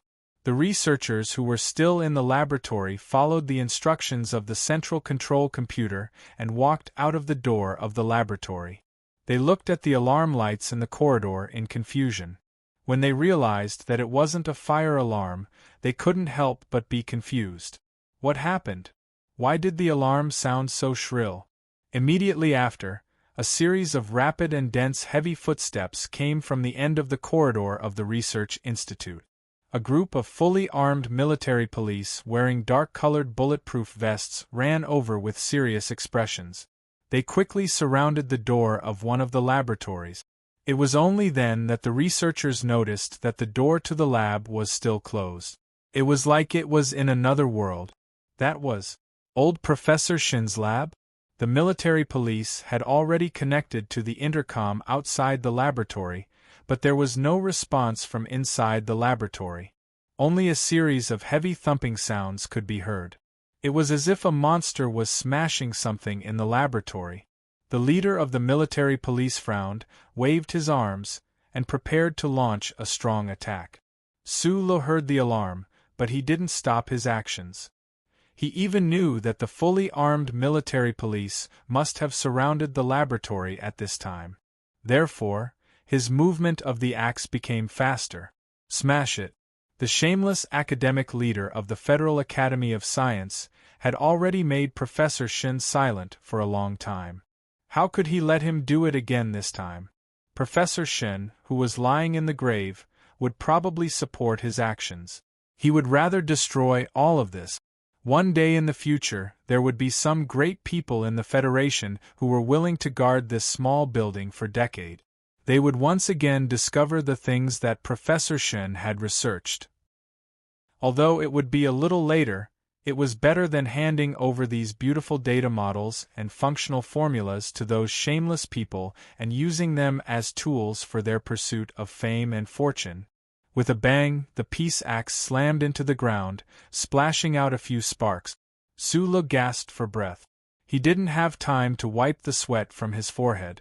He turned around and looked at the monitor screen. On the screen, the military police outside the laboratory had already begun to prepare to break in. What should be destroyed had been destroyed. The legacy left behind by Professor Shin had become fragments and splashes all over the ground. Su-lo believed that the peace axe, attached to his own power, had done extreme physical damage. It would be extremely difficult for the masters of the Federal Academy of Science to recover the data. However, at this moment, Su-li's eyes narrowed.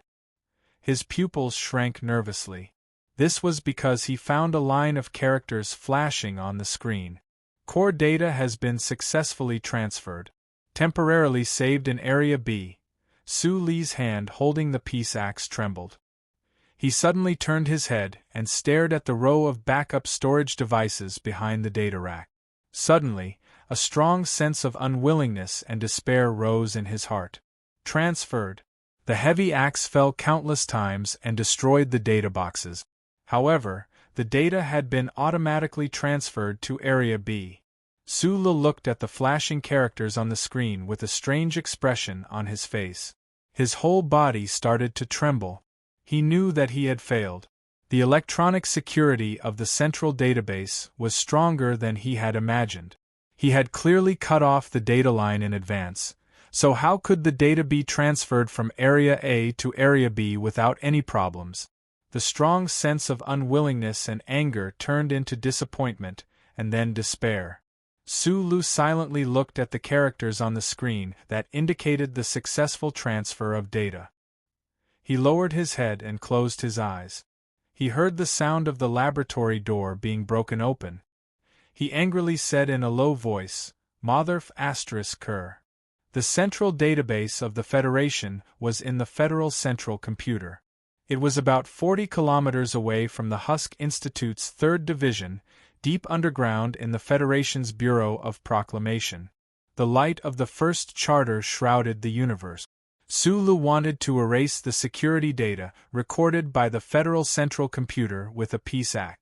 At this moment, it seemed so absurd. However, what Sulu did not expect was that for the Federal Central Computer, the information node behind his neck was no stranger to the message sent by the Federal Central Computer. What was even more incredible was that after the strange second type of connection, no one in the Federation knew that the omnipotent Central Computer had established an observation system for Sulu and reserved a data reciprocation channel. In the quiet night, deep underground, a line of characters quietly appeared at the bottom of the 2D display screen of the Federal Central Computer.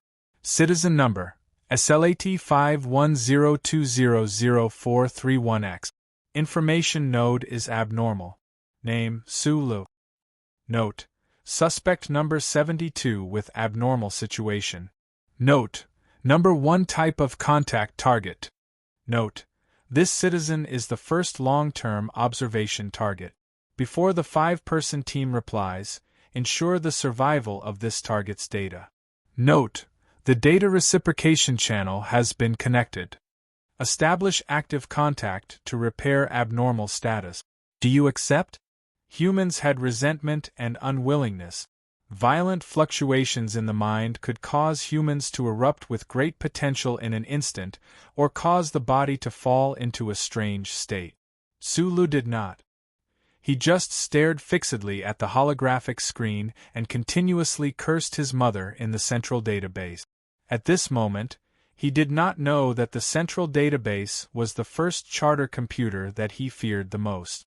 However, his anger followed his heart.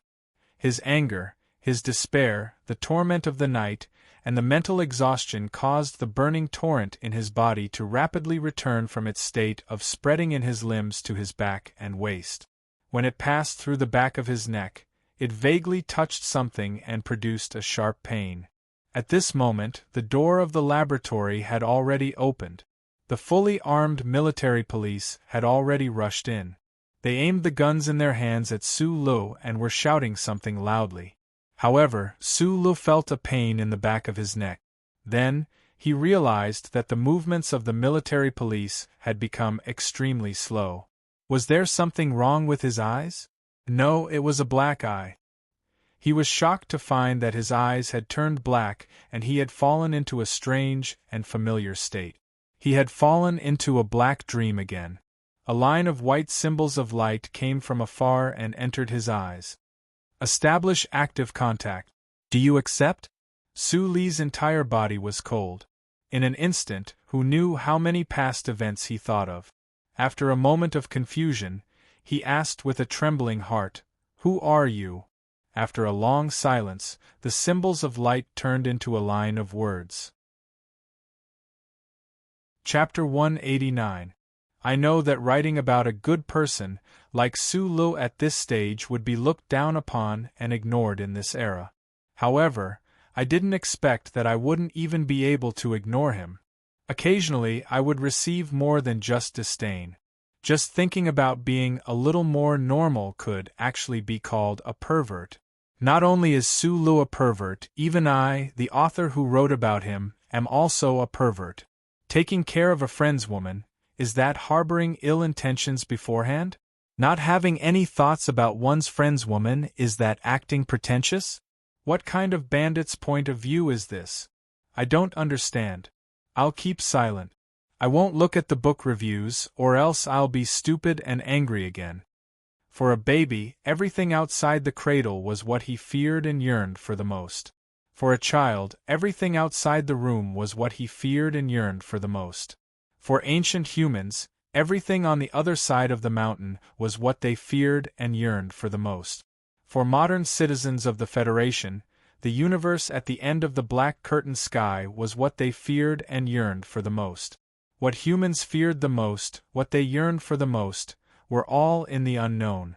Right now, Sulu was caught in this dual state of extreme fear and yearning. Fully armed military police had already rushed in. He was about to be arrested, but he didn't have time to think about these things, because right now, he had already returned to the black dream. He saw the repeatedly flashing words about taking the initiative to contact. What was on the other side of the black dream? Why did the other side take the initiative to contact him? What was taking the initiative to contact him? This was definitely not an illusion, but it was already about to scare Su Lu. This was definitely not epilepsy, but Su Lu truly felt like he was about to go crazy. In the past, he had always thought that the dark dream and the blueprints that were lurking in his mind were all problems caused by the disguise chip that Uncle Feng Yu had left him. However, at this moment, he finally had some other thoughts. The existence on the other side of the black dream seemed to have intelligence and could answer, but he didn't know what kind of existence it was. Mechanic Feng Yu, the first person involved in the Bureau of Proclamation incident, was, without a doubt, the greatest monster of the Federation in the past 100 years.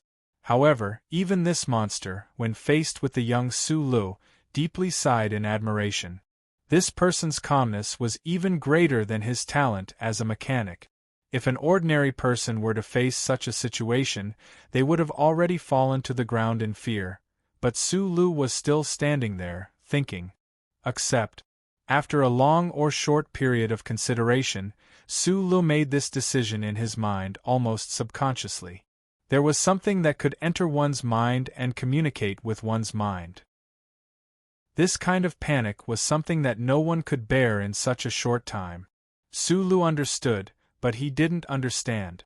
However, in addition to his fear, he developed a boundless curiosity towards the existence at the end of the black dream. This was a professional quirk that had been cultivated as an engineer since childhood, and it was also a gamble that his current situation prompted him to make. The peace axe hacked in all directions, but the central database, through a method that Su Lu could not understand, transferred all the data models and functional formulas related to quantum dynamics to Area B. Fully armed military police had already rushed in, and he was about to be arrested. He would no longer be able to stop that shameless agreement between the Federal Academy of Science and the Iron Calculator.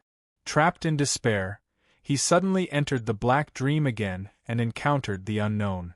This could be a variable, it could be an opportunity, it could be endless danger, but he still gambled. He gambled so decisively that he didn't care at all about the conflicting emotions that welled up in the depths of his heart the moment he entered the black dream. Su Lu was a gambler. On the contrary, he was never willing to gamble on anything. However, at this moment, he had already lost everything. Other than his own life, there was nothing else to lose. If he didn't gamble now, when would he? Su Lu didn't know that when he chose to accept the active communication in his mind, deep in the ground tens of kilometers away from the 3rd Department of the Shell Motor Corporation Research Institute, on the central computer light screen that shone all over the universe, there was a wave that made one's mind shake. The data flow of the central computer was still so stable. The staff of the Bureau of Proclamation didn't notice anything strange. No one knew that in the core area of the central computer, the highest intelligence of the human mechanical civilization began to operate non-stop. It made logical judgments, but in the end, it could only return to chaos and give its own conclusion.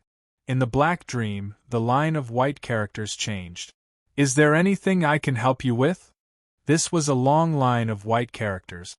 It floated in the black background before Su Li's eyes. Although it was silent and abnormally dry, it miraculously produced some kind of emotional resonance. It was like an old butler wearing a black suit was bowing in front of Su Lu. It was extremely polite and slightly humble. It used an authentic ancient aristocratic tone to ask questions. Su Lu was stunned. He was thinking about what kind of existence was on the other side of the black dream. He didn't expect that this existence that could invade his brain would be so gentle. "I want to erase all the data in this laboratory. You need to provide the legal documents of ownership recognized by the Federation." When Su Lu made this request, he didn't expect the existence on the other side of the black dream to help him do it. because even physical damage couldn't destroy the data under the monitoring of the central database. However, the owner of those characters was like a lawyer. It made a reasonable response. For a moment, Su Lu was stunned. He thought of a possibility. He thought of his bet. Subconsciously, he thought that this strange existence that invaded his brain might really be omnipotent. I stored the legal documents in the computer in room 413 of the Wangdu Prefectural Ming apartments.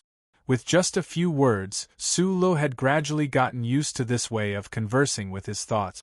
After saying this, he prayed in his heart that this guy who invaded his brain could see those legal documents.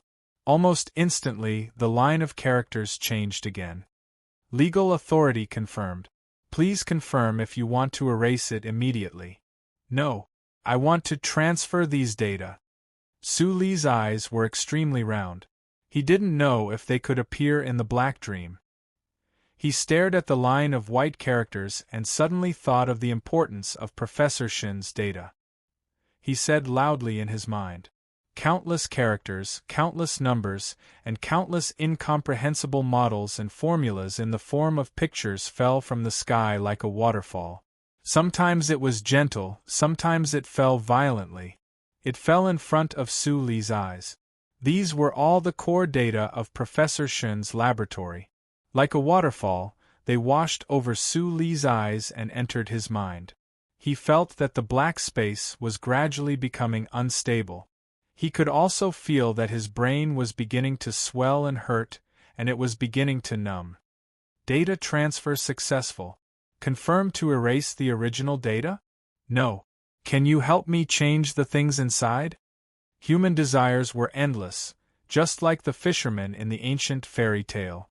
Since Su Lu had already made a bet and actively communicated with the existence that invaded his brain, although he was still terrified, he still didn't know what the other party was, and he didn't know what kind of situation he was about to face. Then, why didn't he ask the other party to do more?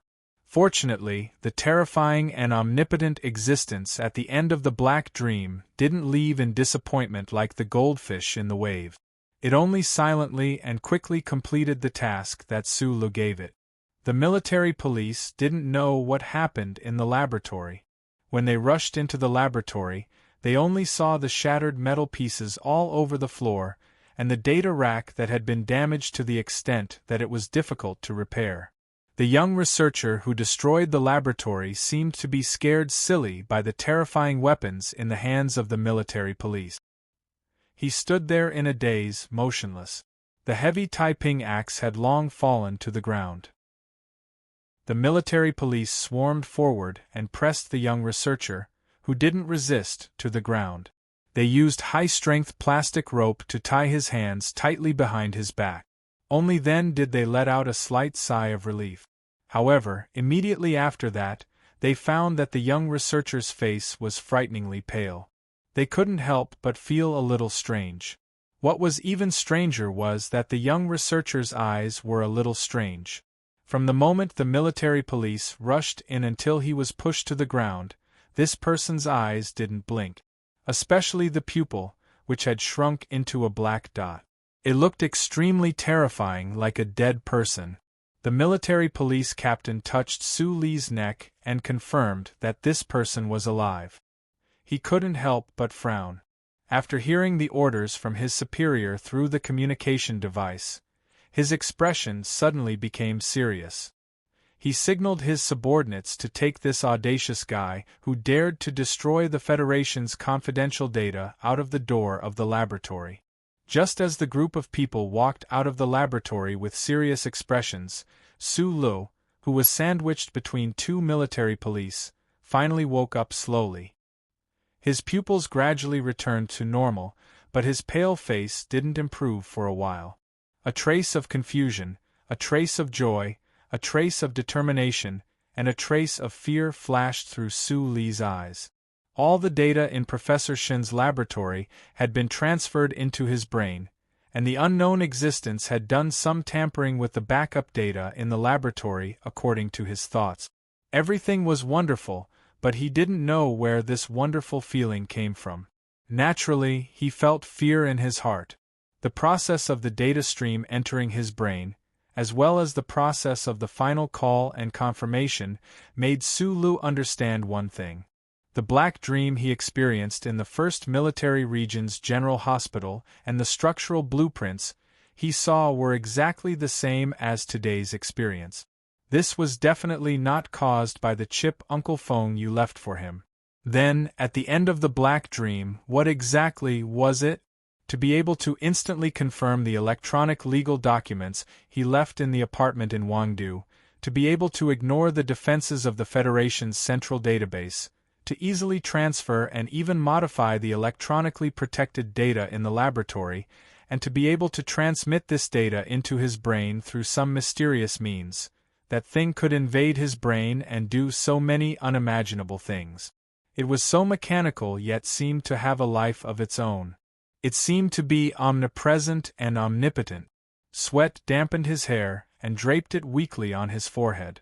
Surrounded by fully armed military police, he walked along the long corridor toward the military vehicle under the astonished gazes of his colleagues in the research institute. Sulu didn't have the slightest fear of being arrested and the subsequent hardships because his mind had long been completely occupied by the fear of the unknown great existence. Chapter 190. Su Li's face was pale, and his body was trembling. In the eyes of the military police captain, this scene was naturally a sign of fear.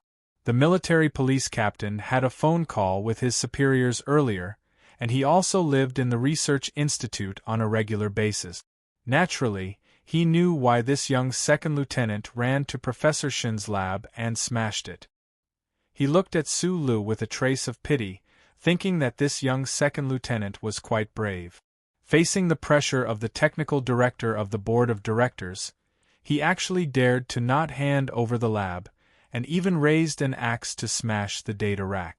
This kind of fierceness made the military officer, who knew the inside story, admire him. Admiration was only a feeling deep in his heart. After receiving the order from his superiors, the military police captain knew that this person had gotten into big trouble. For a moment, he still didn't know how this person passed the 3 scans and sneaked into the lab, but he only knew that what awaited Sulu would be a merciless military court trial. Destroying the core confidential data of the Federation, what kind of crime was this? Fortunately, the central control computer of the Research Institute's 3rd department had already confirmed that the core data of Professor Shin's lab had been electronically protected. The moment it was destroyed, it was successfully transferred to Area B. If that data was destroyed, he would probably be sentenced. The military police captain felt a chill in his heart. At this time, looking at the cold sweat-drenched and silent Sulu, he didn't have the slightest sympathy. Instead, it added a bit of coldness. At the entrance of the 1st Military Academy, Sulu was escorted to a military vehicle by fully armed military police. The military vehicle drove along the quiet and dark road of the capital special district into the distance, silent all the way. After getting on the military vehicle, Su Li's ankles were also tied with a high-strength plastic rope. The military police had obviously received orders from their superiors to lock him up as a serious criminal. The military vehicle was very quiet along the way, and Sulu was also silent. He was a smart person, completely opposite to his honest and ordinary appearance. His intelligence surpassed most people in the Federation, otherwise Fong you wouldn't have chosen him back then. Therefore, he clearly knew what kind of terrifying power the existence that had invaded his brain at the other end of the black dream possessed. Furthermore, he deduced an extremely terrifying conclusion from the other party's ability. If the thing that had helped him transfer and modify the laboratory data was really the existence that he had guessed, it would be too unbelievable. It was so unbelievable that he didn't want to believe his own theory, even if it was the only possibility.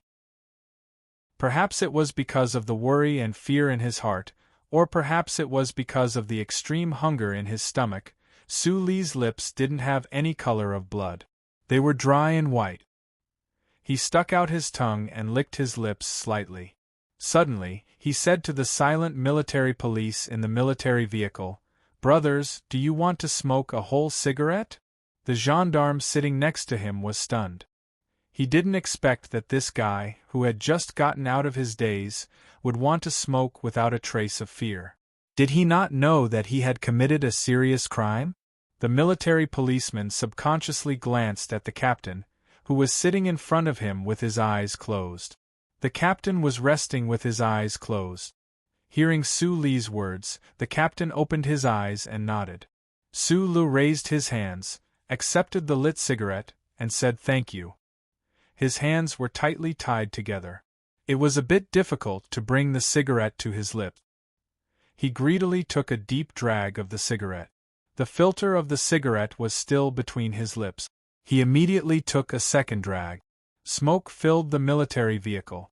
The gendarmes sitting next to him and across from him gave him a strange look. They thought that this second lieutenant probably knew that he could be shot, so he treated this cigarette as the last one to smoke.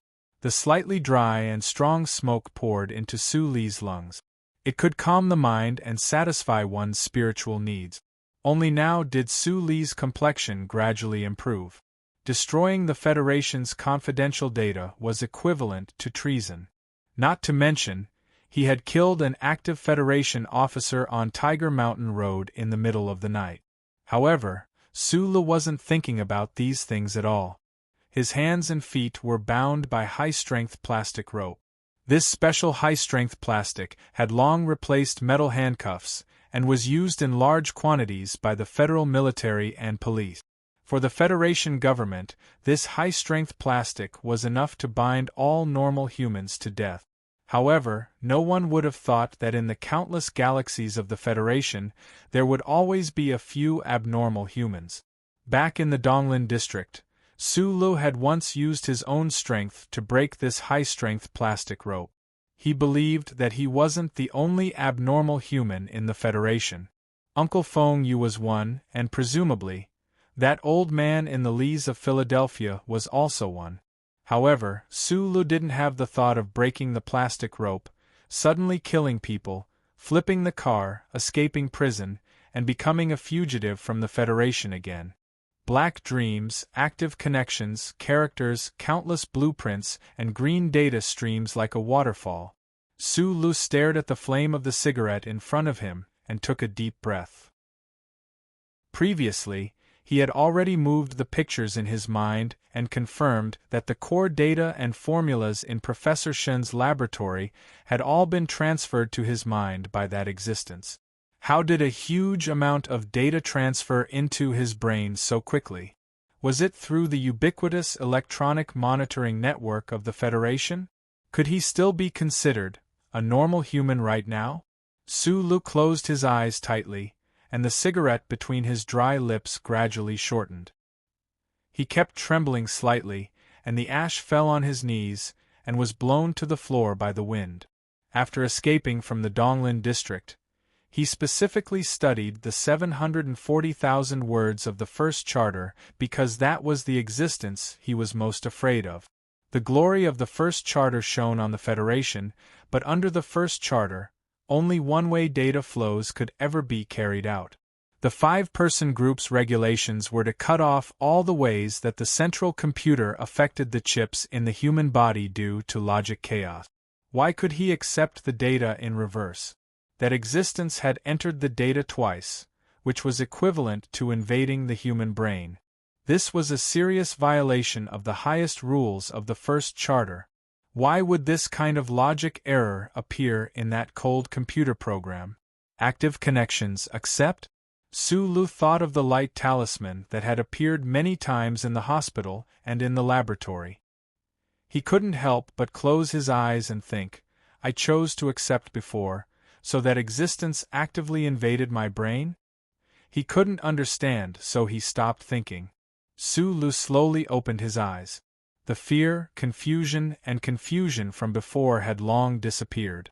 He didn't need to care about that black dream, didn't need to care about what was wrong with that cold central computer, didn't need to care about whether the mysterious Bureau of Proclamation was weaving some kind of conspiracy. He wasn't even afraid of death, so what was there to be afraid of?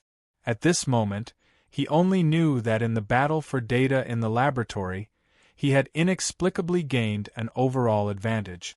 The initiative to develop the new generation mecha of the Federation had once again returned to his hands, or perhaps it should be said that it had returned to his mind. Tonight, he had single-handedly defeated the Federal Academy of Science, defeated the Iron Schemer, and defeated Macklin. That was enough. He should say thank you, right? The cigarette had burned to the end, and the burnt smell of the filter sponge was very pungent. Sulu used his tongue to wet his lower lip, and only then did the dry stick of the cigarette fall off the dry skin on his lips and fall to the ground. He moved his bound feet with some difficulty and stepped on the cigarette to extinguish it.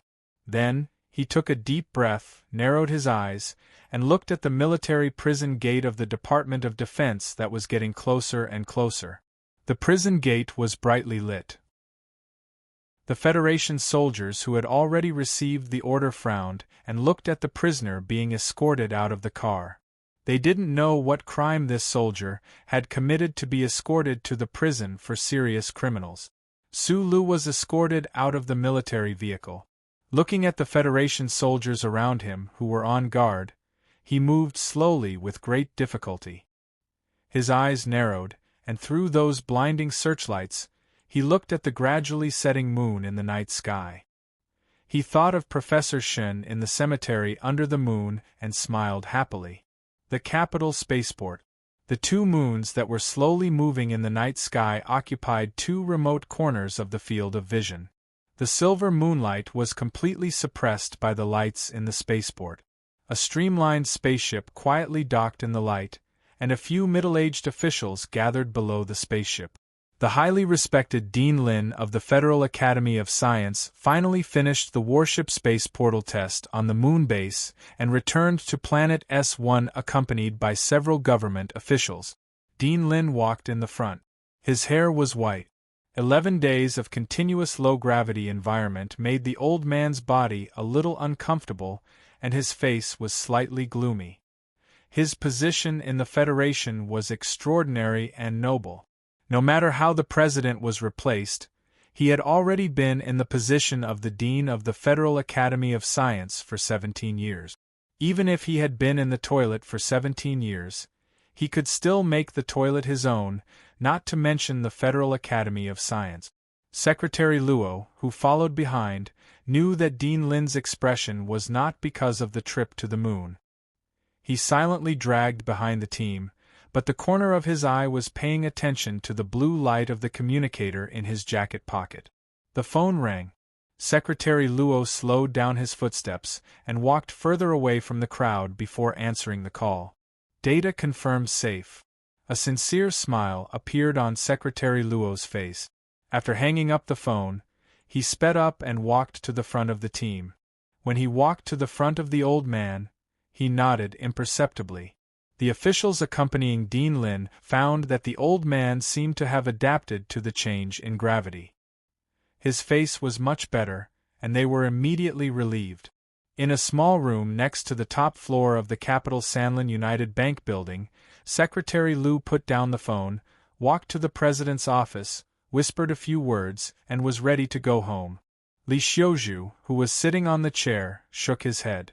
Although he was very satisfied with this result, he really didn't expect that the young second lieutenant named Su Lu would actually be so valiant, to the point of crazily raising an axe and charging into the laboratory. Fortunately, the data was connected to the central database. Li Xiuzhu's extremely handsome face showed a trace of tiredness.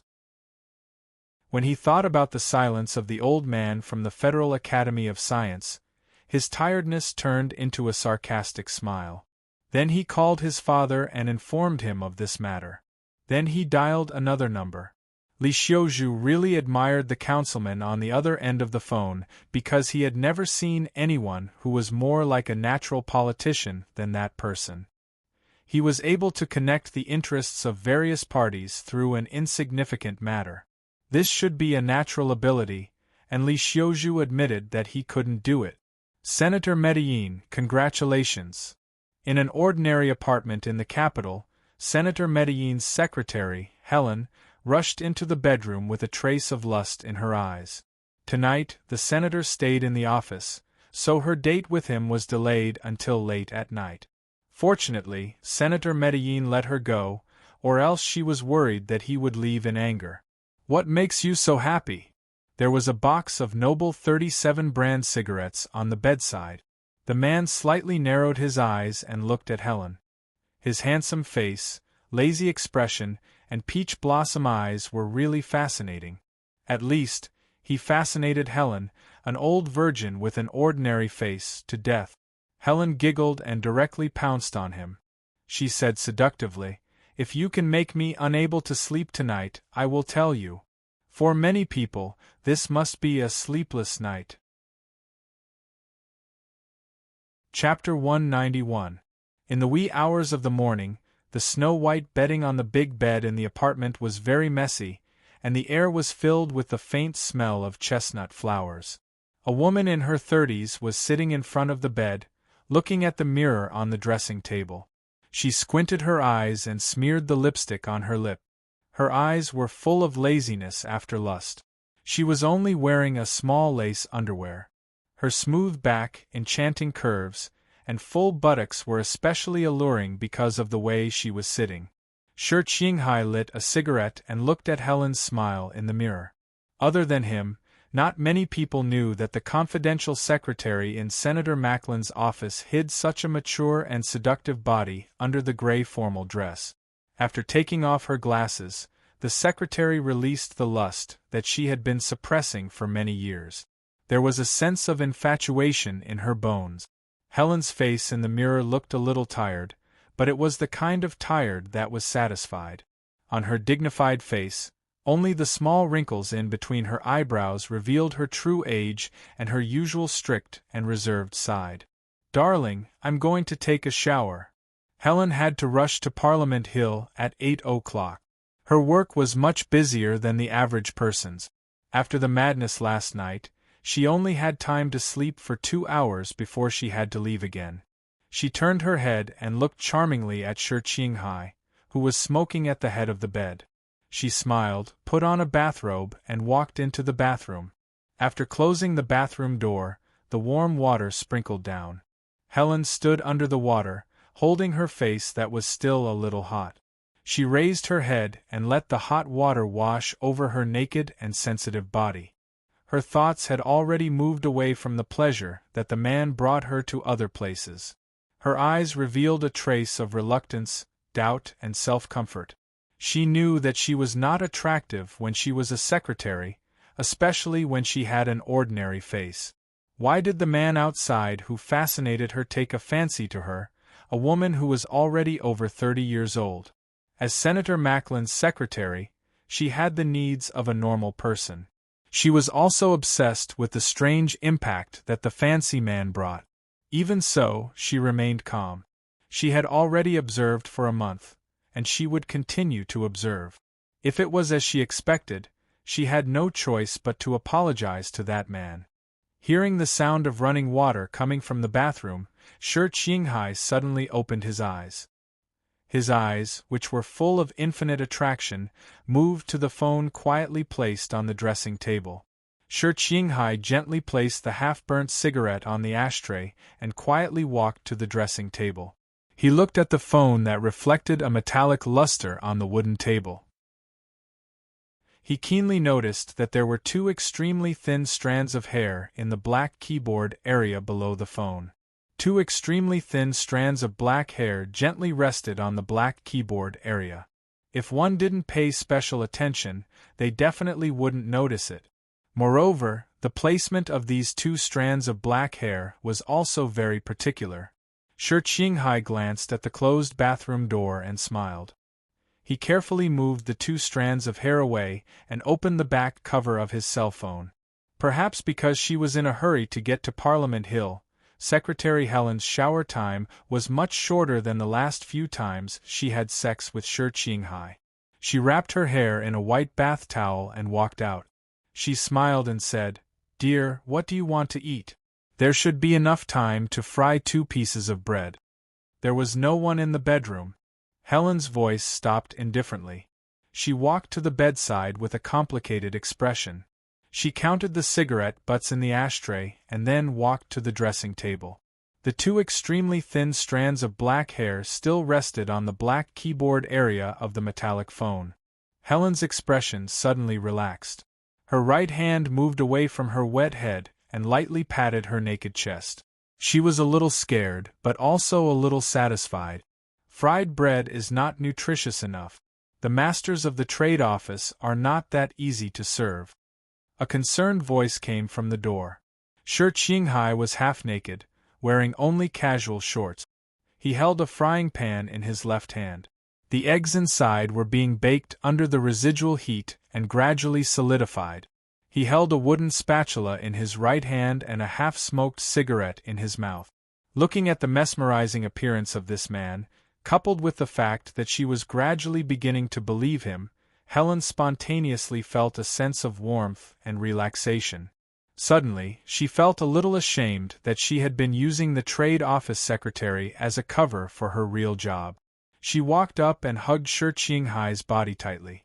She slowly twisted her body and said infatuatedly, "Lulu, I want to eat you in the morning." Shi Qinghai held the frying pan and the wooden spatula high, afraid that the naked body of the woman in his arms would be burned.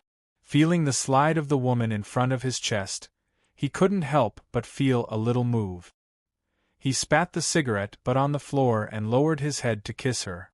The faint smoke of the number 37 brand cigarette began to swirl between the lips and tongues of this man and woman. It began to diffuse into the air and covered the true face and heart of each other.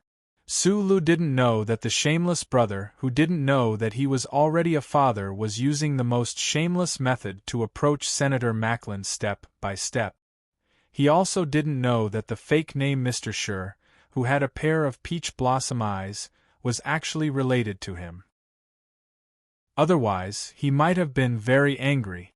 At this time, he was locked up alone in a military prison.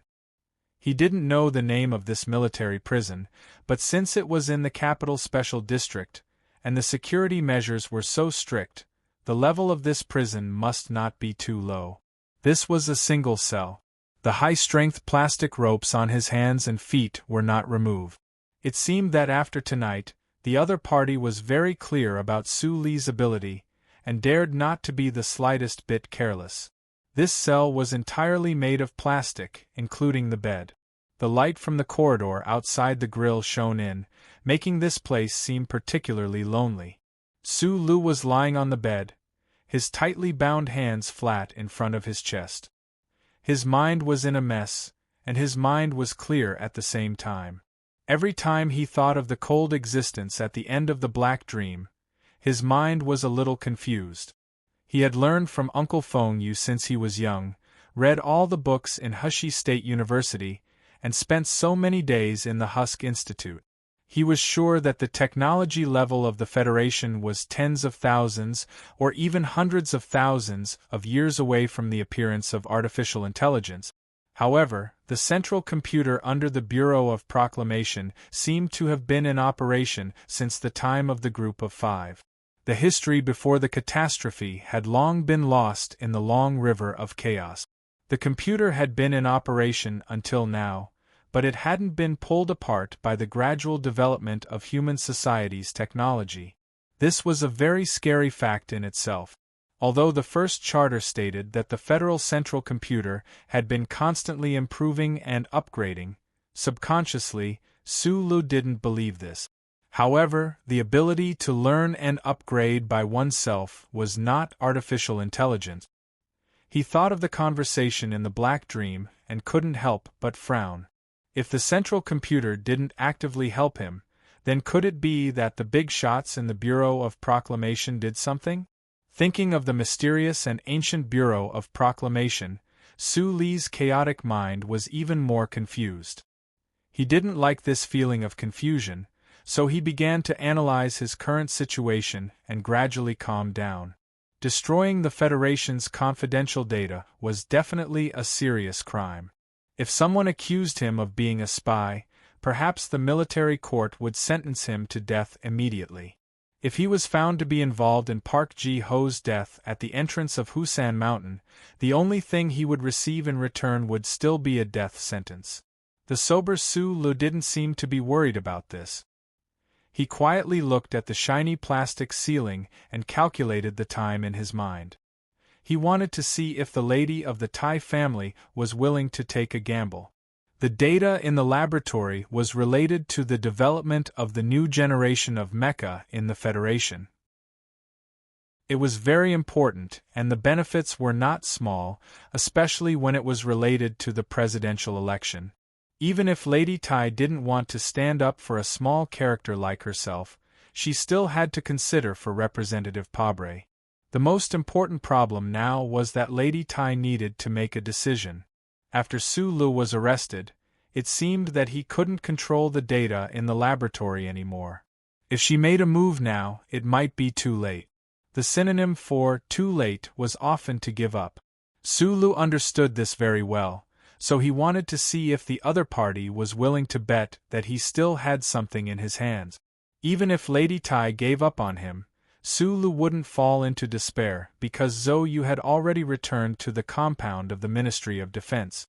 Moreover, he still had a metal bracelet on his wrist. Thinking of this, he couldn't help but sigh softly as he lay on the bed. Other than the structural diagram of the little blue device, the most important thing in the bracelet was those strange maps. In the past, he didn't understand why Uncle Feng Yu kept those maps like they were treasures. It wasn't until today when he was arrested and locked up in the military prison that he started to understand. "Uncle, how many times were you arrested by the Federation in the past? And how many times did you escape prison?" He praised with mixed feelings. The door of the cell was opened.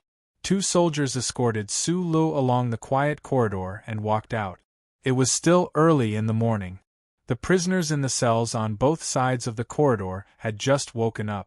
They looked at the newcomer in confusion, wondering if he was going to be executed directly since he was taken out so early. As soon as he thought of this, the corridor fell silent. There was actually no sound of jeering or strange shouting. Su Lu sat at one end of the metal table and looked at the soldier in the distance who had lowered his head. He couldn't see the soldier's face clearly. He frowned slightly. The military prison was naturally under the jurisdiction of the Ministry of Defense. If it was Deputy Minister Zhou who sent someone here, it would make sense. However, this reaction speed was faster than he had expected. Moreover, the person who sent him surprised him a little. The soldier heard the noise and slowly raised her head, revealing an unfamiliar but beautiful face. She said in a clear voice, "My name is Su Songzi. I belong to the Legal Department of the Internal Affairs Department of the Ministry of Defense. I have been assigned to provide legal support to Second Lieutenant Su Lu." This was a female civilian officer. She was very beautiful. After she raised her body from the table, it could be seen that her body was also very beautiful. Su Lu moved his body with some difficulty. He squinted his eyes and said, "Thank you." The female officer Su Songzi looked at Su Lu and suddenly said coldly, "Destroying the core secrets of the Federation is a serious crime. The starting sentence is 3 years. The highest sentence can be death. If you don't want to be prosecuted for espionage, I advise you to plead guilty. This way, I can try to plead with the judge in the military court." Su Lu confirmed that the other party was sent by Deputy Minister Zhou because the Internal Affairs Department of the Ministry of Defense happened to be the department directly under Zhou Yingxing. But for some reason, this female legal officer named Su Songzi didn't seem to have any good intentions towards him. "I don't plead guilty." Su Songzi lowered her head. There was a trace of anger and mockery on her face. Although it was only midnight, the surveillance video and testimony provided by the Husk Institute were very complete. It seemed that the second lieutenant in front of her was so stupid that he relied on his background in the Ministry of Defense. Didn't he know that even if he was Deputy Minister Zhou's son-in-law, he couldn't be completely fine under such circumstances? I advise you to be sober. I'm very sober, but I think that before you came, you didn't do your research properly. Su Lu looked at the female officer on the other side of the long metal table. He lowered his head and said, "You probably don't know. That laboratory is mine. I've been having diarrhea for the past few days, and it's especially serious today. I've already become Wu Lao Air. My whole body is weak, and I really can't take it anymore. The leader has bought some medicine, and I've already taken it. I should be fine, but I'm only able to write one chapter today." Chapter 192. Su Songzi looked at the young second lieutenant at the other end of the long metal table in shock. She had graduated from the 1st Military Academy's Law Department 2 years ago and had performed very well in the Department of National Defense's Internal Affairs Department. She had never encountered a case that made her back off. However, in the middle of the night, she was woken up by a call from her immediate superior, who ordered her to immediately rush to the military prison to provide legal support for a client.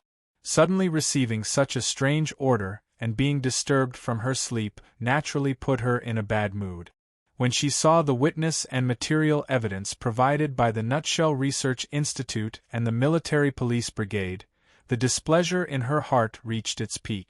A suspect officer who could get the Department of National Defense to voluntarily provide legal support in the middle of the night was undoubtedly someone with a strong background.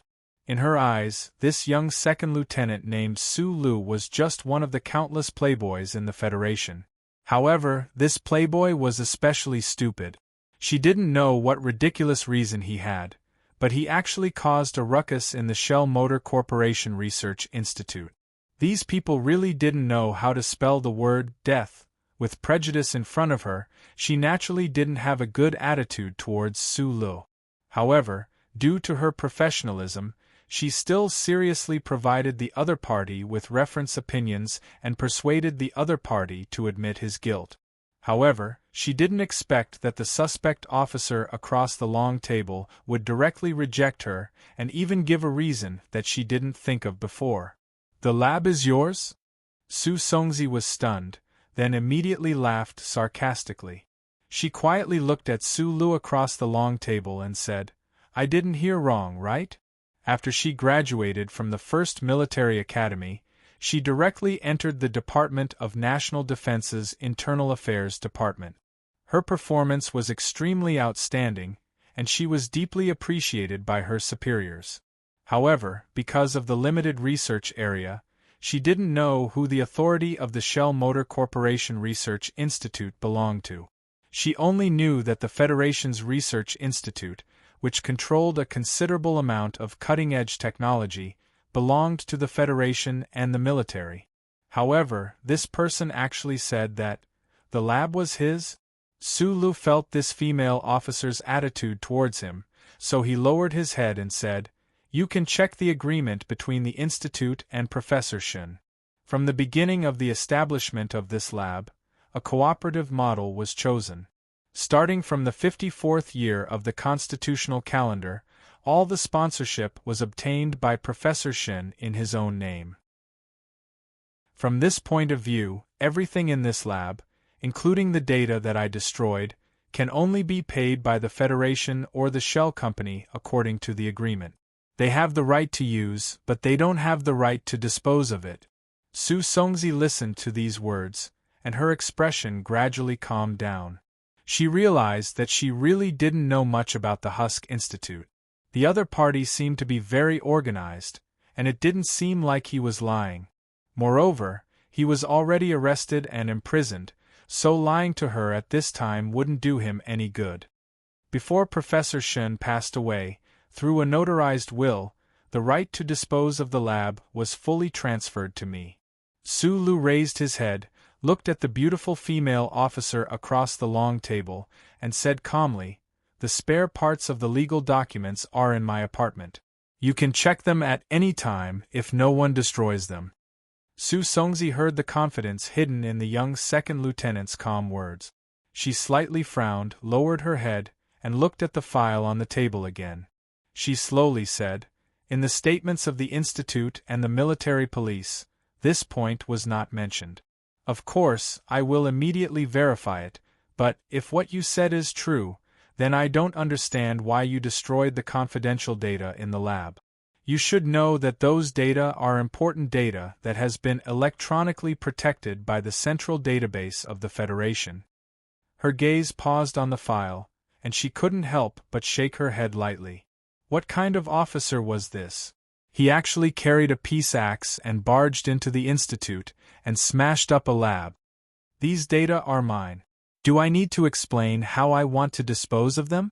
At this time, Su Lu naturally wouldn't tell the female officer about the Federal Academy of Science, the Iron Schemer, and the new generation of mecha from the Federation. This wouldn't do him any good in his current situation. In fact, it would only make things worse. Thank you very much for coming to provide me with legal aid. I think I've already made myself very clear. The data is mine and the lab is mine. Since that's the case, there is no reason for me to still be locked up in prison. I want to know, when can I get out? Su Songzi didn't raise her head. She pushed the file in front of her away, opened the electronic legal document, and flipped through it carefully with furrowed brows for a long time. Then, she raised her head and looked quietly at Su Lu. She shook her head and said, "Even if that lab used to be Professor Shin's and is now yours, you still can't get out after destroying those data." "Why?" Su Lu placed his hands, which were bound by the plastic rope, on the table. He looked at her and asked, "Is there a problem with me disciplining my own child?" Hearing this analogy, Su Songzi raised her head and looked quietly at Su Lu.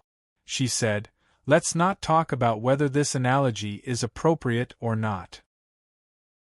Even if this is your own son, you can educate him, but you can't abuse him, and you can't kill him. If you do, then you will violate the Child Protection Act or become a murderer." Without waiting for Su Lu to speak, she furrowed her brows and continued to say, "According to the Federation's Confidential Information Protection Act, even if this data is yours, it still has to be monitored by the Federation due to its importance. It cannot be leaked, and it cannot be arbitrarily disposed of. Your right to dispose of this data can, at most, allow you to get a lighter sentence in this case." Su Lu lowered his head, took a deep breath, and smiled somewhat helplessly. Su Songzi saw his smile and was slightly stunned. She didn't understand why he could still smile so calmly at a time like this. Did he really think that with the background of the Ministry of Defense, he could go against the laws of the Federation? She slightly furrowed her brows and said, "Not to mention, this is all what you said. I haven't seen the relevant electronic legal documents yet. But since there is new evidence, I will continue to investigate." Su Songzi stood up and began to tidy up the documents on the metal table. She lowered her head and said, "You sign a document later. In the morning, I will go directly to your apartment to get the legal document, and then I will go directly to the Military Inspection Department to apply for evidence preservation." "I don't know if the legal document in the apartment is still there," Su Lu suddenly said. Su Songzi's movements slightly paused, and a sense of displeasure rose in her heart. She thought to herself, "If it's not there, then where did your previous confidence come from?" Su Lu lowered his head. He didn't know if the Li family would enter his apartment to destroy Professor Shin's will. Although logically speaking, those big shots shouldn't use such a boring little trick. For the sake of safety, he would rather pretend that the copy was no longer there. He raised his head and said, "The original legal document is in the hands of a friend of mine. You can go directly to her and ask for it." "Friend? Where does she live?" "Department of National Defense, Shishan Compound No. 3. Her surname is Zhou." Su Songzi heard this address and was slightly stunned. She immediately took a deep breath and immediately understood why her immediate superior would call her in the middle of the night and send her to the prison. It turned out that the backer of this young second lieutenant was her immediate superior's immediate superior. Got it. She looked at Su Lu thoughtfully and then prepared to leave. At this moment, there was a sound of footsteps outside the reception room. Inspector Shao, this way please. An inspector about 30 years old, accompanied by the military prison chief, walked into the reception room. This inspector with the surname Shao had black hair and looked very capable. When he found that Su Songzi was also in the room, he couldn't help but be slightly surprised. He smiled and asked, "Songzi, why are you here? Brother Wenjing?" Su Songzi was also a little surprised. She glanced at Su Lu from the corner of her eyes. She didn't know what this young second lieutenant had done to alarm the powerful people of the Capital District Prosecutor's office. "This is Second Lieutenant Su Lu? I was ordered to take him away to assist in the investigation of a case." After exchanging a few pleasantries with Su Songzi, Inspector Shao went straight to the point. Su Songzi's eyebrows furrowed. She knew the current status of this senior from the law department in the district prosecutor's office. Why had he come here? The strangest thing was that her client, Su Lu, was an active soldier. He should have gone through the federal military's internal legal procedures. Why was the district prosecutor's office interfering? "No, this is my client." For some reason, Su Songzi felt a little strange. Without waiting for Su Lu to stand up, she directly rejected this request. Inspector Shao smiled and took out a document from the briefcase in his hand and put it on the table. Su Songzi picked up the document and looked at it. Her face became serious. She looked at the military prison chief and said, "According to the sequence, Su Lu is a military suspect. He must stay in the military prison." Immediately after, she turned to Inspector Shao and asked in a low voice, "What is going on? I am now his legal support lawyer. You should know the sequence of the case very well. He is now involved in the serious crime of destroying the Federation's confidential information. At least wait until the case in my hands is over before you can take over." Su Songzi was very familiar with Shao Wenjing, so she didn't think too much about what she said. She stared into his eyes and asked in confusion, "Even if he has other cases, it should be the police headquarters who investigate first. Why did the district prosecutor's office interfere in advance?" Inspector Shao shrugged and glanced at Su Lu, who was silently lowering his head at the table. He moved closer to Su Songzi's ear and said, "The sequence of the case and the early interference are actually all for the same reason. This officer committed a serious crime. You should know very well that the sequence of the case is often divided according to the severity of the crime. When the district prosecutor's office encounters this kind of vicious case, they will also interfere in advance." Su Songzi frowned. What kind of serious crime could be more serious than destroying the Federation's confidential data?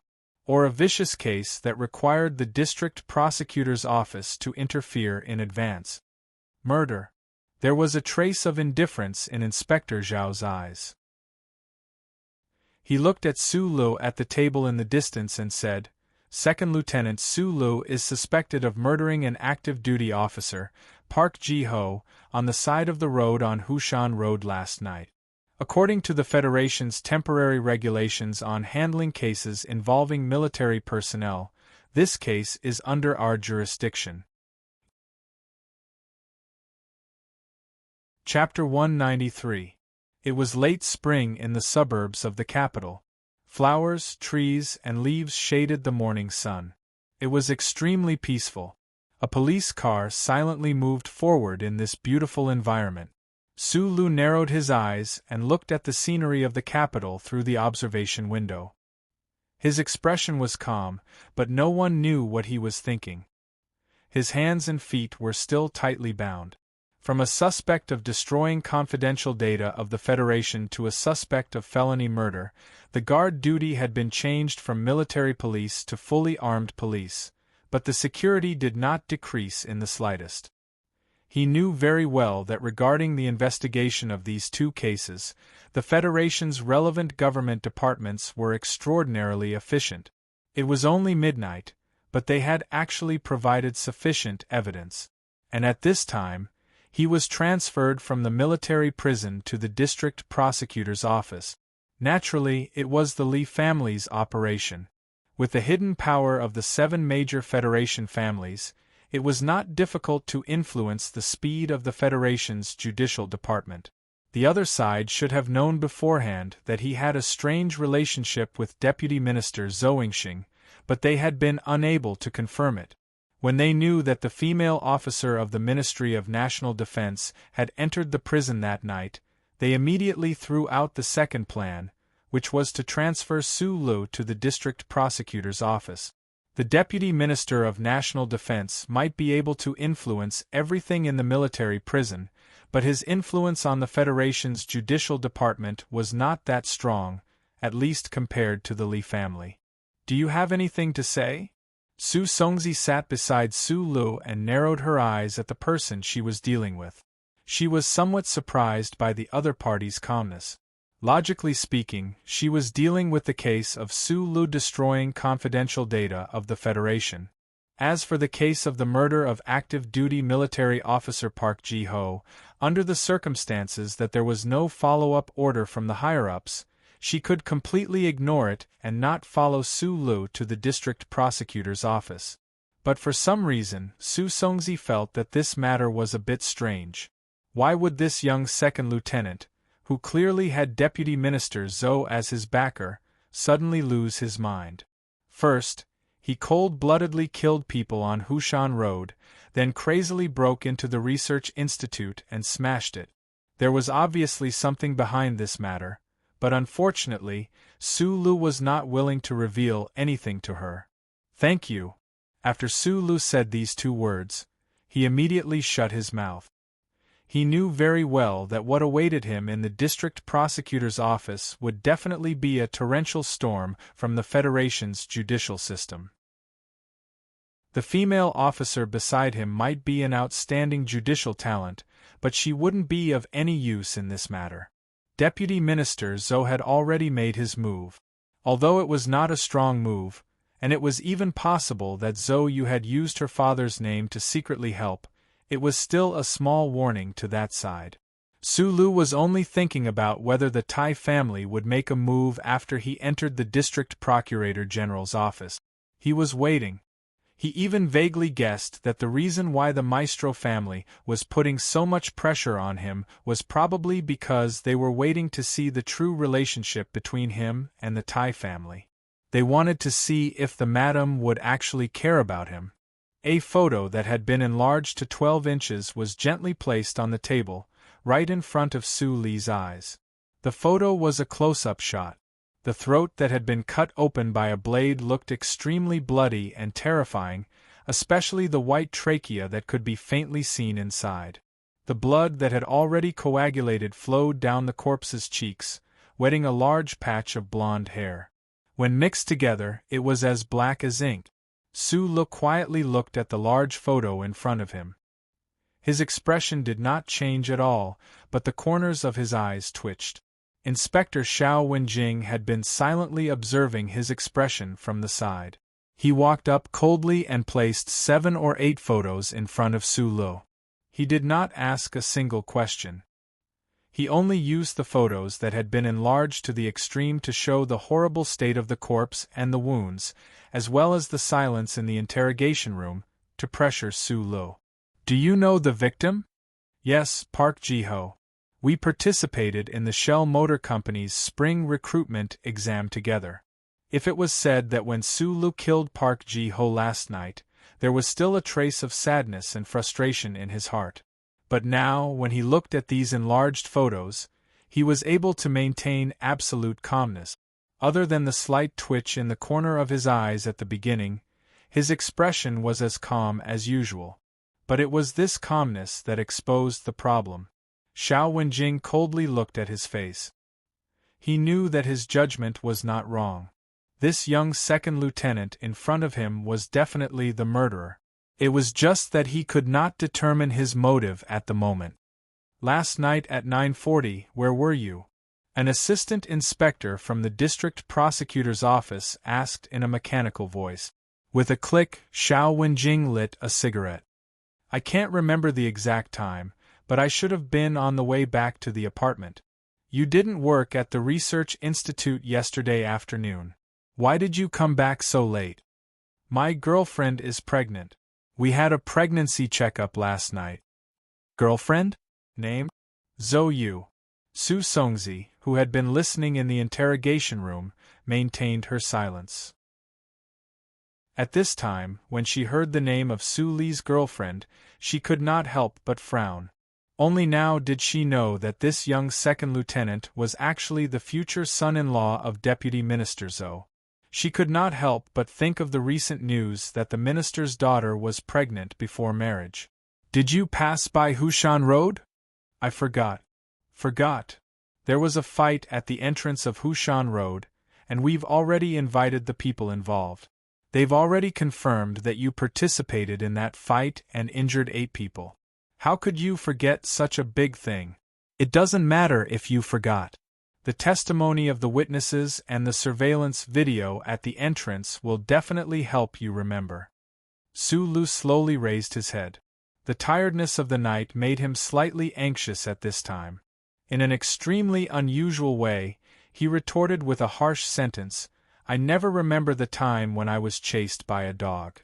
The second district prosecutor's office in the capital was extremely efficient. They had completely grasped Su Li's whereabouts in the first half of the night yesterday. They had also obtained the testimony of the young masters of the Federation. The most important thing was that these people testified that after Su Lu killed 8 of their people, he took a knife and directly rushed to the mountain at Hushan Road. 4 hours later, the body of the active military officer, Park Ji-ho, was found on the cliff. The conclusion from the forensics department is out. According to the testimony of the witnesses, the knife model was just right to cause the fatal wound on the neck of the deceased. Su Lu lowered his head. He did not expect that the young masters and bodyguards that he had beaten up would provide such crucial testimony. After all, he was not a professional killer, nor was he a professional criminal. At that time, he really did not care about these things. However, the knife had long been thrown into the stream in the ivy garden. Presumably, the 7th young master of the Li family did not have the intention to betray him. It should be noted that Park Ji-ho's body was found a few hours later.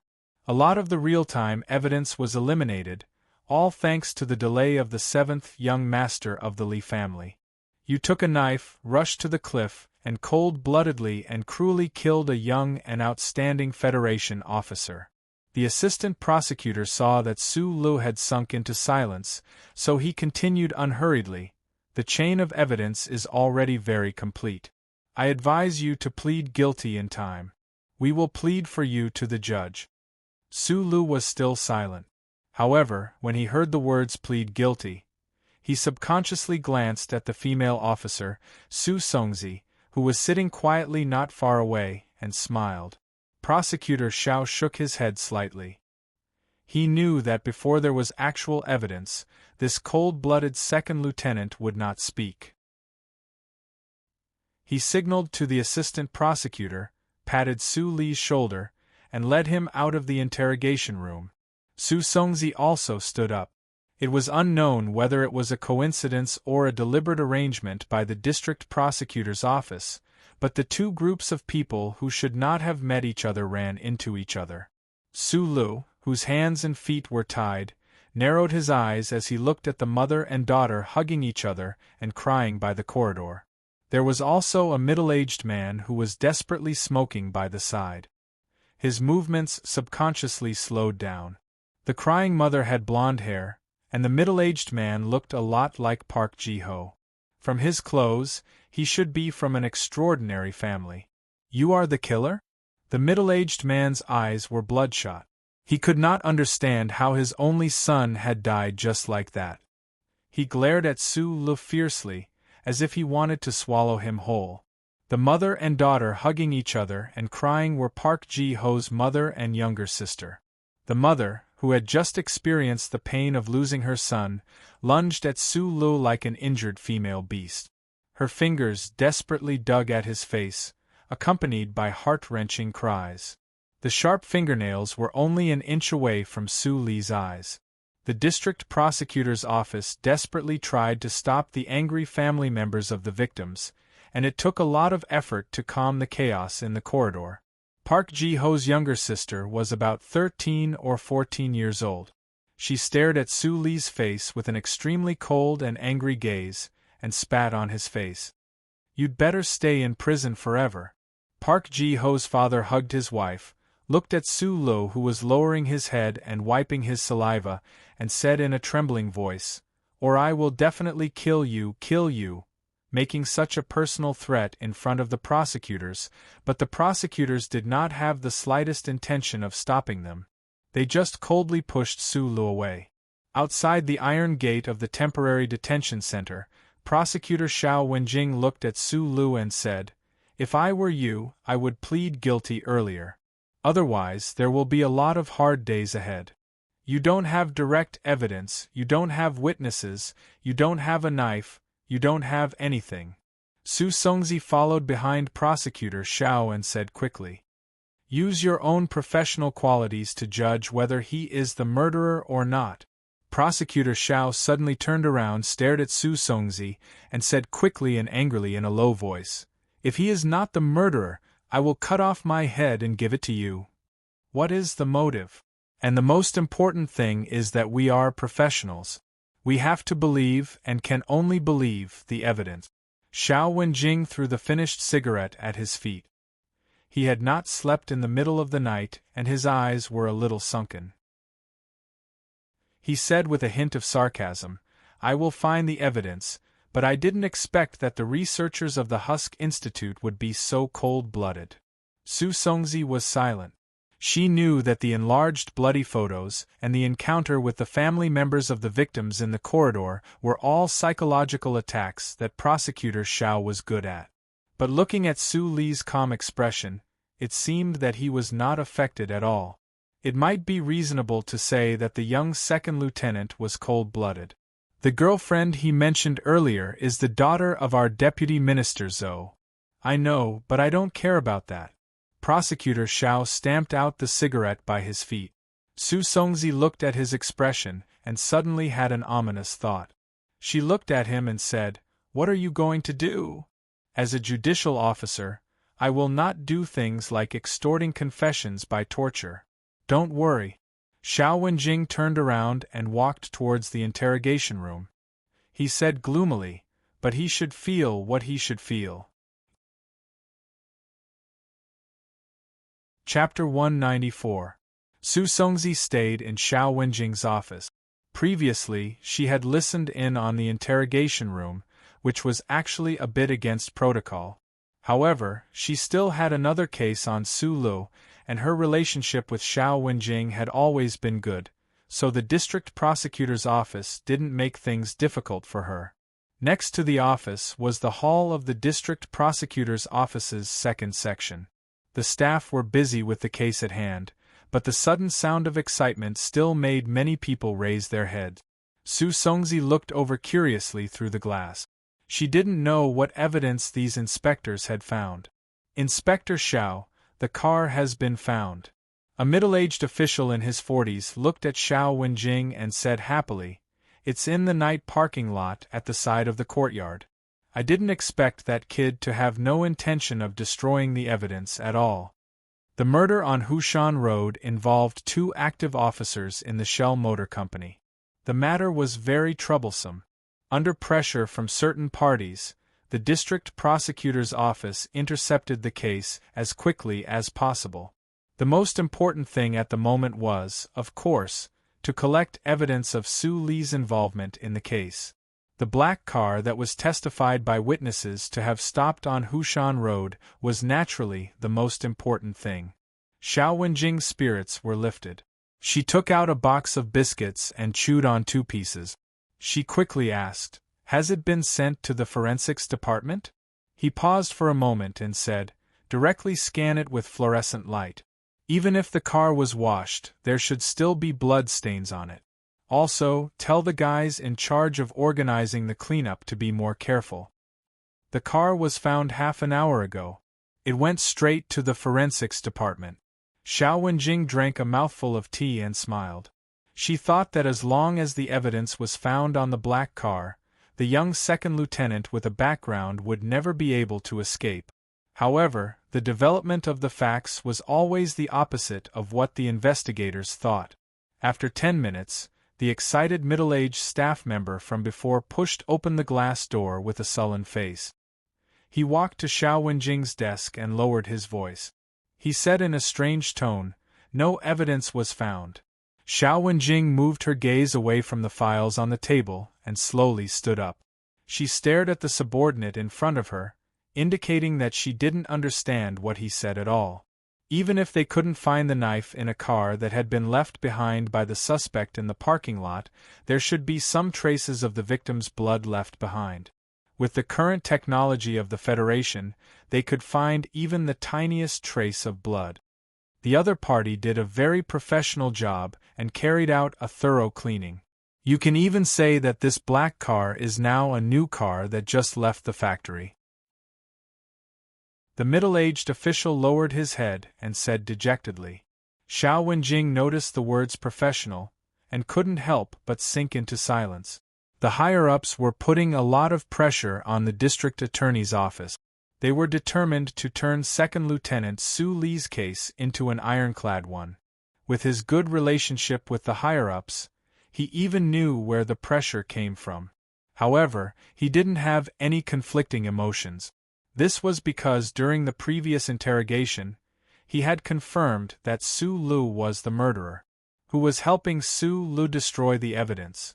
To be able to clean a car with a complicated structure in such a short period of time without leaving a trace, why didn't such a powerful force directly destroy the car? Xiao Wenjing's brows furrowed like a distorted Chinese character. He took a deep breath and waved his hand to have his subordinate leave the office. He lowered his head again to look at the files on the table. There were no traces of the victim's blood on the suspect Su Li's body. It was said that before entering the military prison last night, he had changed his clothes. And before he was locked up, he even used the military's powerful cleansing powder to carry out a thorough cleansing. Originally, he was just a little regretful that the military prison's cleansing had destroyed the direct evidence that the district attorney's office might have gotten from Su Lu. Now that he thought about the black car that could no longer be used as evidence, he couldn't help but think, could it be that from the beginning, there was another group of people in the government secretly helping this suspect get off the hook? Could it be the Ministry of National Defense's Deputy Minister Zhou? Xiao Wenjing looked at the pictures of the crime scene on the table. Suddenly, he angrily slammed the table. The teacup shook and fell to the ground, shattering into pieces. The sound alarmed the staff outside the office.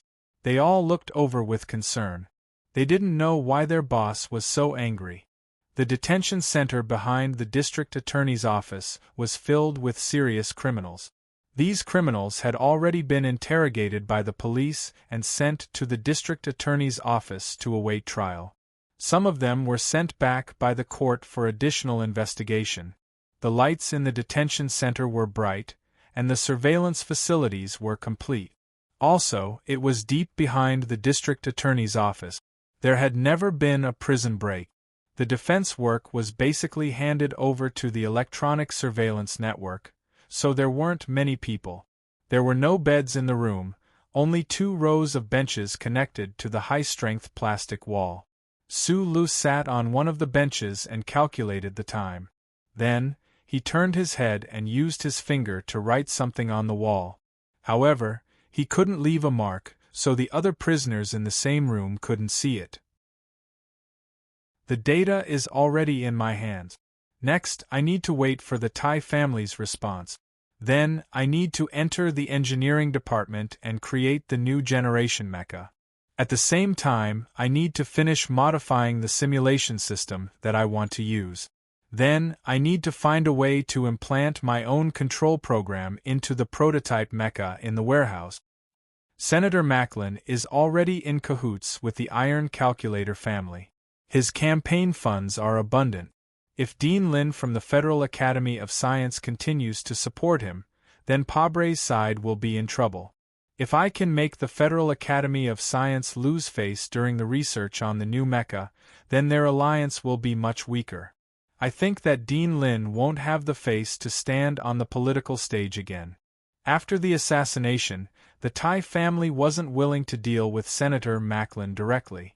That was because there was no evidence. Moreover, the rules of the game between the upper echelons of the Federation are like this.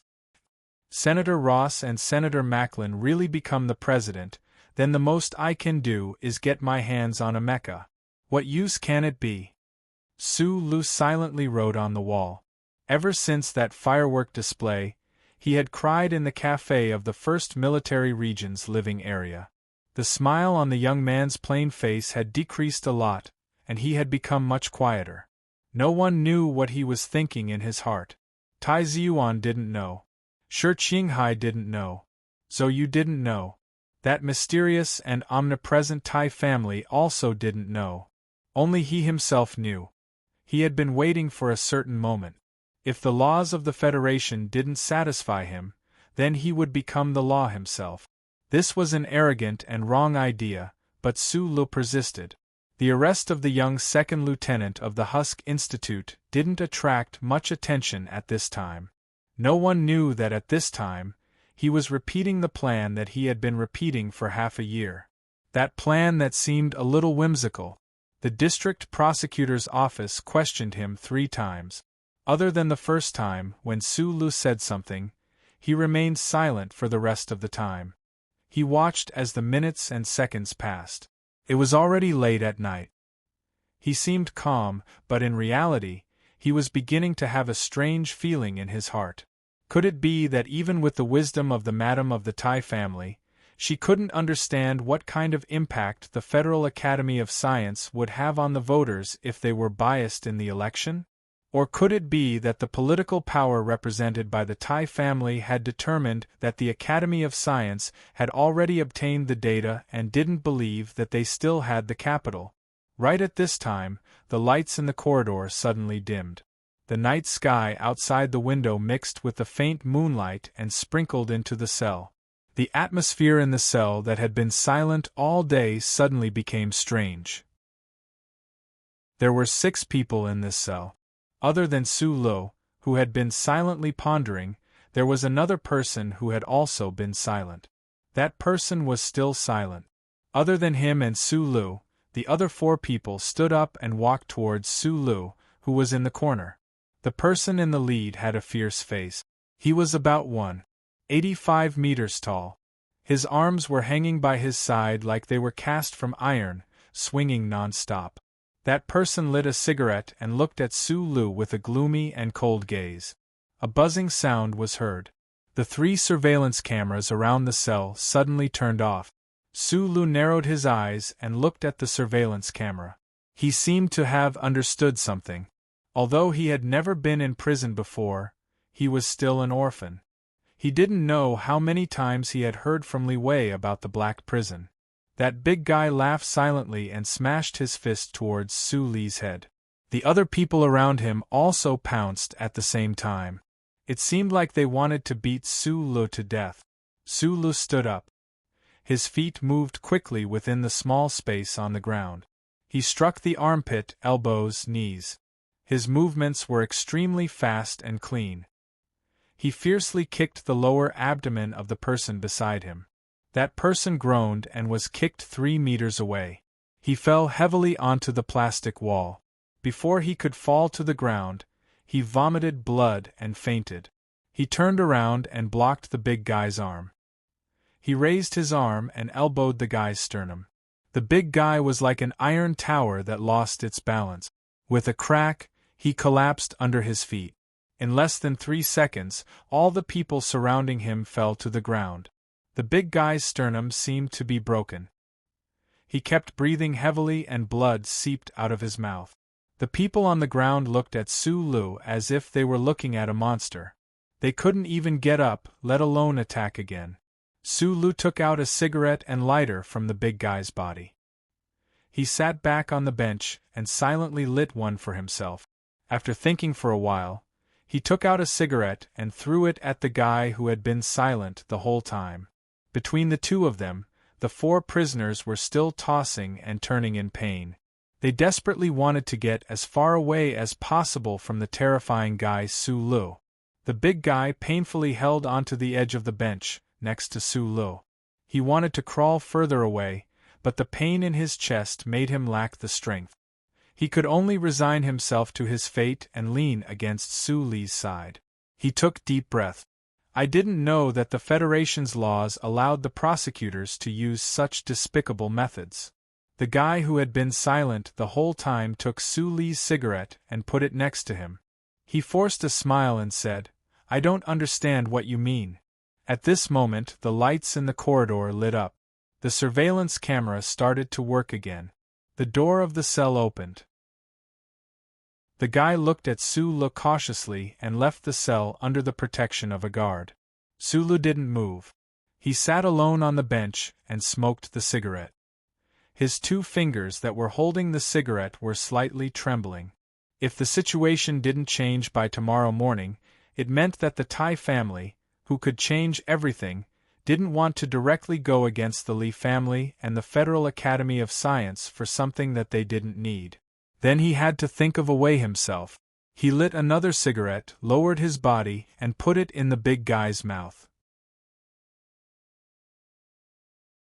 Chapter 195. Inspector Xiao, your method is useless. That guy doesn't look like a civilian soldier at all. He took down 3 in one move. The guy who had been silent in the cell was a staff member of the District Procurator General's office. He stood in front of Xiao Wenjing and hesitated for a moment before saying, "This is illegal. What if someone finds out? I've never asked you to do this before." Xiao Wenjing rubbed his throbbing temples and turned his head to look at the capital's night view outside the window. "Don't worry. If anything happens, I'll take care of it for you." Xiao Wenjing had never used such a despicable and shameless method before. The capital planet's media was well developed, and the people were vigilant. The people in the judicial system had always done things appropriately and properly. However, Xiao Wenjing was under too much pressure from above today. Plus, he knew that Su Lu was the murderer, but he couldn't find any direct evidence at the moment, so he had to use the old method from decades ago. Despicable methods were often the most useful method. Unfortunately, this method didn't seem to have any effect in front of that young second lieutenant called Su Lu. I shouldn't have untied the plastic ropes on his hands and feet in the first place. Xiao Wenjing's eyes turned cold. As an excellent inspector, he had seen all the crimes in the Federation. He wasn't someone who got angry easily, but for some reason, he got angry easily when facing that young second lieutenant called Su Lu. He didn't know where this anger came from. Maybe it was because he knew that the other party was the murderer but couldn't find any evidence? No, Xiao Wenjing often encountered this kind of thing. He should be angry because of that young second lieutenant's cold-bloodedness? No, cold-blooded psychopathic murderers weren't rare in the Federation. What exactly am I angry about? Xiao Wenjing was shocked and fell into silence. She gradually understood. What made him angry was that it was obviously a simple case, but because of the pressure from his superiors, he had to use some illegal and despicable means. This situation made him feel angry. He took a sip of the strong tea and felt the bitterness on his tongue. After a moment of silence, he said, "Since they are making trouble in the cell, then tie up the hands and feet of the suspect." Today, for the sake of the murder suspect, he had already cooperated with Xiao Wenjing to do something illegal, but he didn't expect that his boss would still insist on it. If this matter was known by his superiors or the reporters, not only would the reputation of the district prosecutor's office be ruined, but the involved Inspector Xiao and himself would never be able to stand out again. He subconsciously wanted to disobey this order because it was illegal. As an inspector, he had enough reason to refuse and could even report it to his superiors. However, because of his trust in Inspector Xiao Wenjing and his close cooperation with the second section, his reaction was a bit slower. At this moment, an inspector pushed open the door and came in with news that dispelled his worries. It was the middle-aged inspector who was in charge of the black car identification during the day. He looked at Xiao Wenjing with a strange expression and said, "Inspector Xiao, the case on Hushan Road, someone has turned himself in." When Xiao Wenjing heard this, his hands pressed weakly on the table. With his intelligence, he naturally knew that the forces trying to protect the real murderer had begun to counterattack. However, he didn't expect that the other party's counterattack would be so despicable and despicable. Using a scapegoat was a boring method that could only be seen in mafia movies.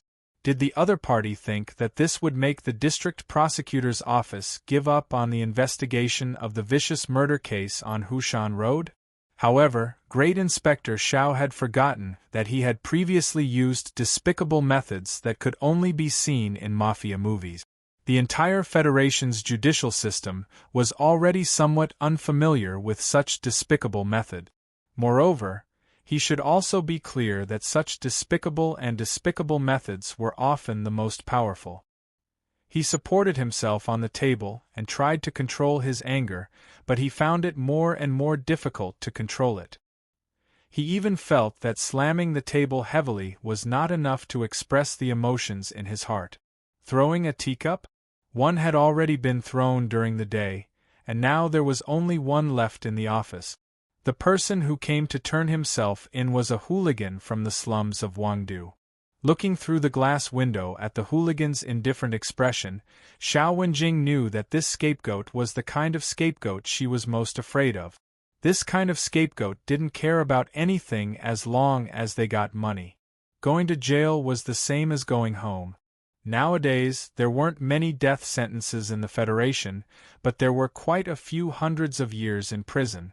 Although the case involved the murder of an active Federation officer, from the mouth of the hooligan, a ridiculous accidental conflict and manslaughter story was made extremely smooth and flawless. Someone must have taught him this. Xiao Wenjing silently looked at the image in the interrogation room through the monitor.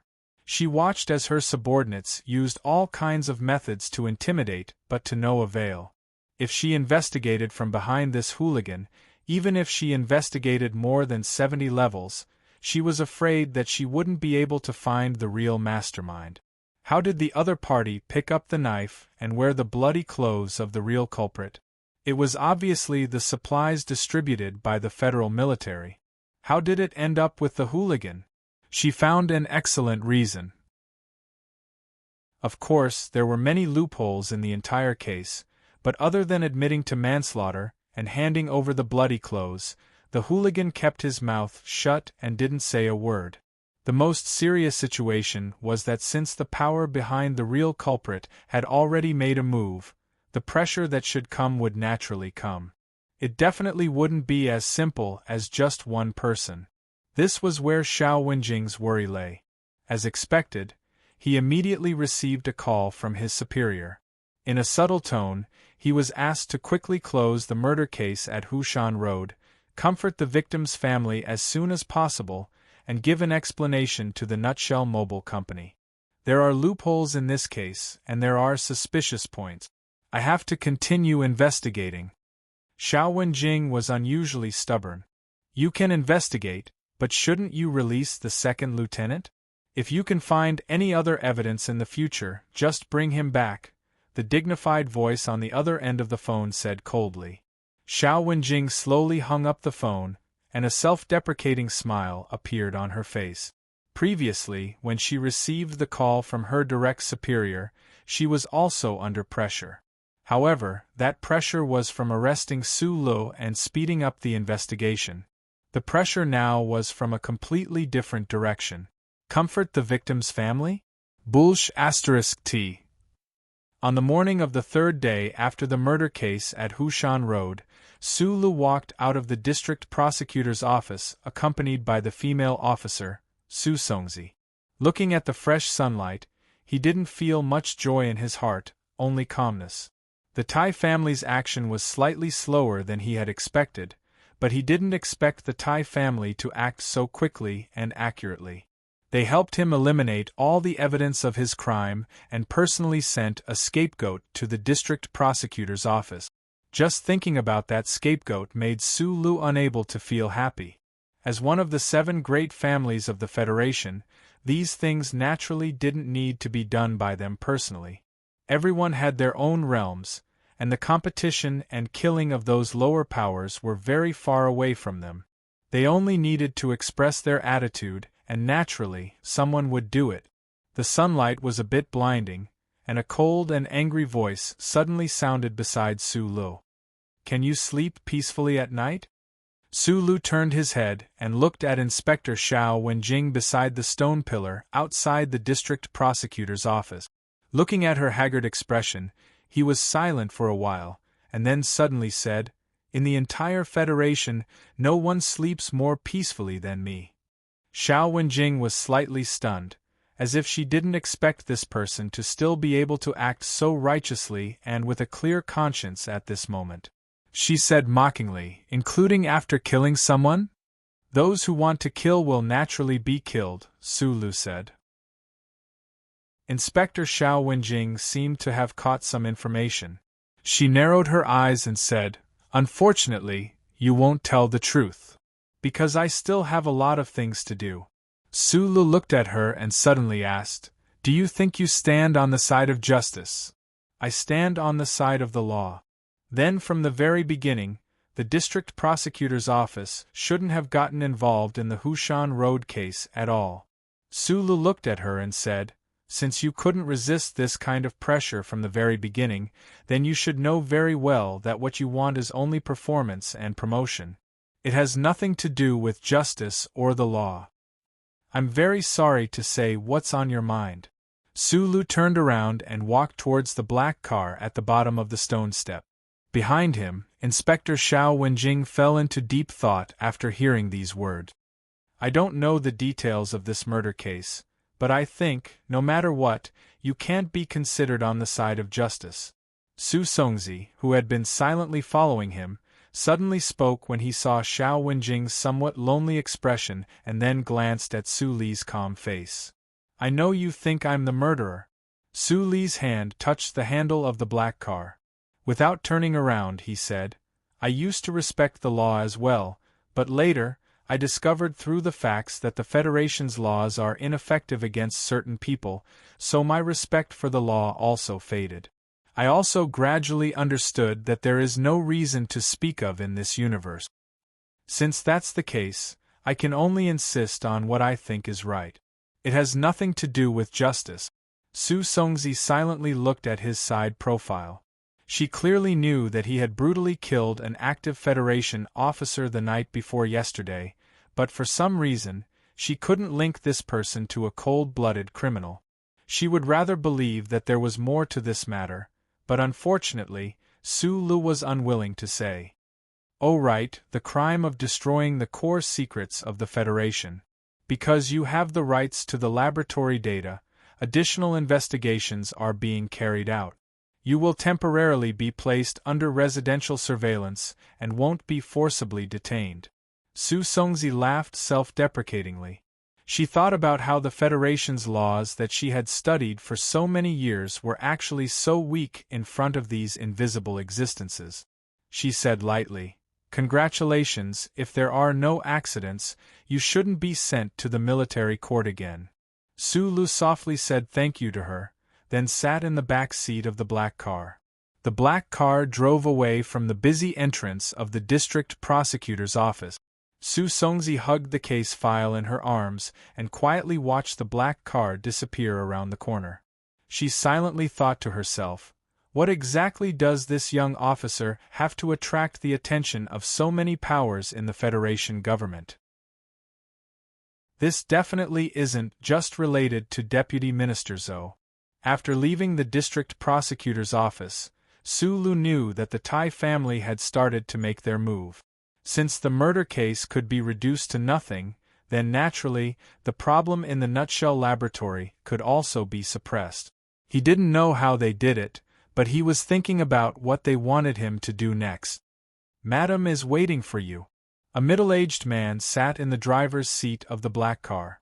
Su Lu silently looked at his back. For some reason, he thought of Butler Jean. Chapter 196. Not many people in the Federation paid attention to the Hushan Road case because the media did not report on it extensively. Even the independent media of the George faction that was most willing to expose the dark secrets of the Federation was silent on this matter. Logically speaking, under the tens of thousands of years of the First Charter, the rate of criminal cases in the Federation was not high, especially such vicious cases. Moreover, the suspect and the victim were both young officers from the Federation Shell Motor Company. There were too many articles that could be written about this case by the reporters.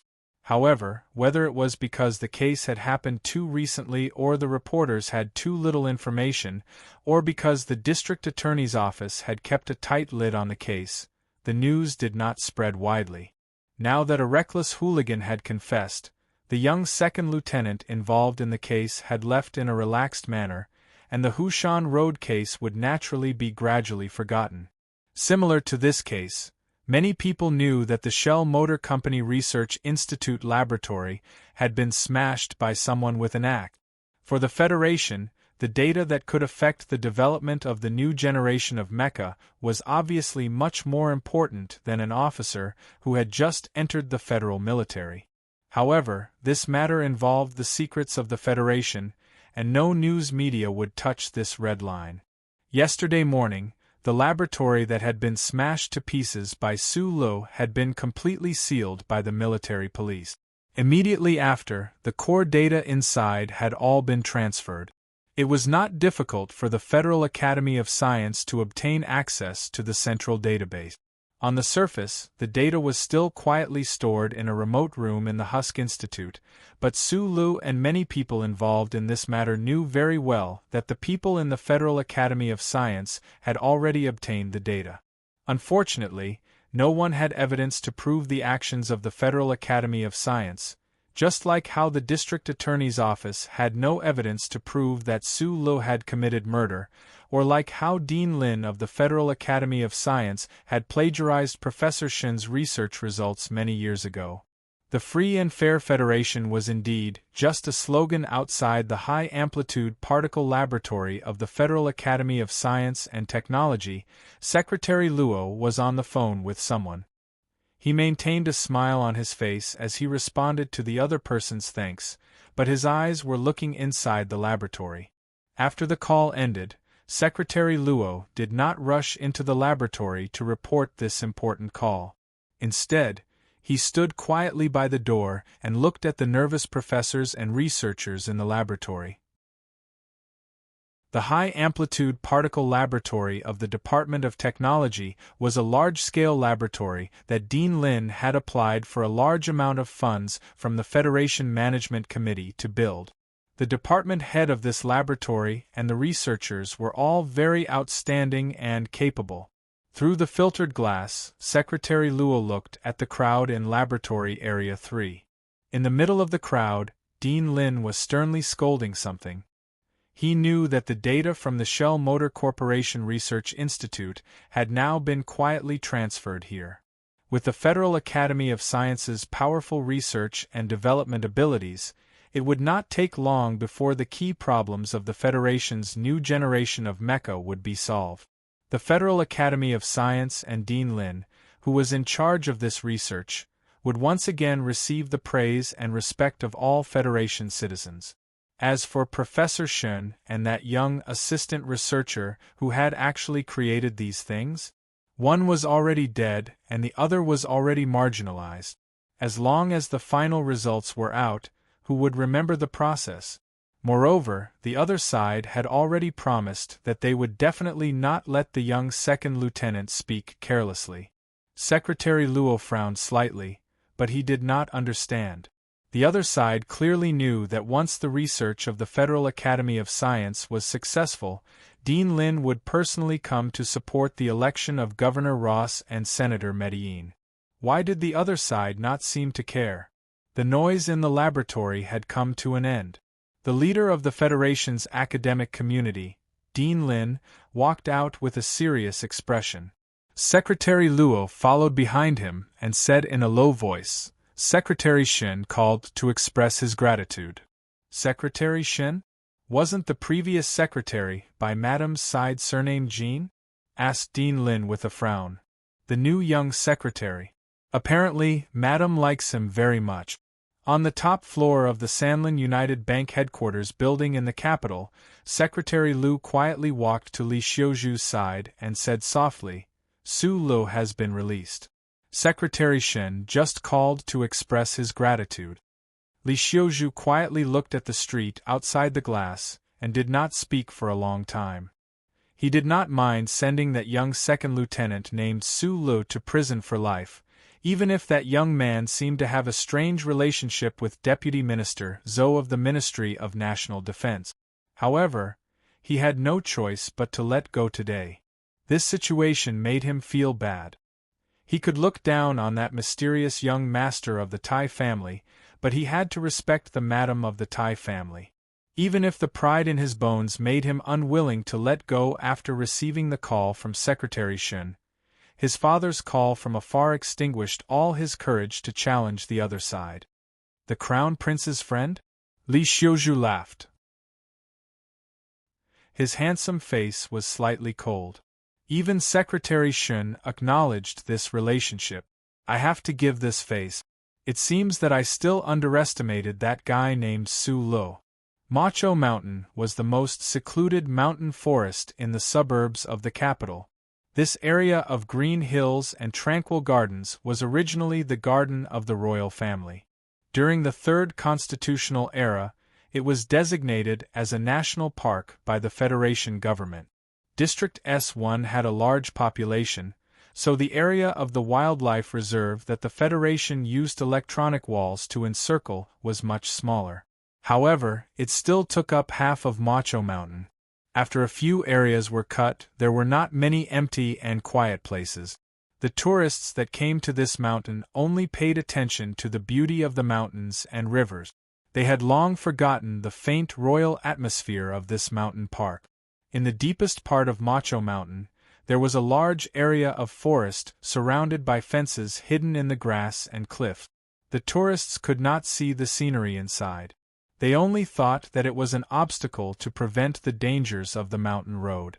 They did not know that there were thousands of acres of forest inside that belonged to an ancient and mysterious family name in the Federation. The black car steadily followed the mountain road to the end. An inconspicuous iron gate blocked the front. After passing through the iron gate, one could faintly see the depths of the mountain. At the end of the flowing water, there seemed to be a few small buildings that were built in picturesque disorder. It was indescribably beautiful. Su Lu pushed open the car door and stood in front of the iron gate. He narrowed his eyes and looked at the small buildings in the distance. Macho Mountain was very close to the capital. This manor hidden in the mountain had such a large area. In addition, he had read a lot of books. After learning about Tai Ziyuan's background, he had crammed in the history of the Federation.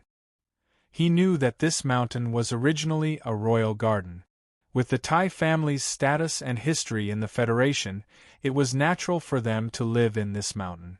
The iron door slowly opened, and a man in his 30s wearing a dark suit in the late spring came out to greet them with a smile. This person first nodded at Su Lu and then said a few words to the driver in the black car. Su Lu was slightly surprised. He knew the man in front of him, but he didn't expect that he would appear here. Mr. Wang is the madam's personal driver. He has served the Tai family for many years. The man smiled at Su Lu and said, The madam rarely uses her personal car to pick up people. I think that other than the president and the war god, there shouldn't be many people who can receive this kind of treatment. This kind of subtle expression, coupled with this person's polite and slightly distant smile, was not repulsive. Su Lu looked at him with a smile and said, "Shenli?"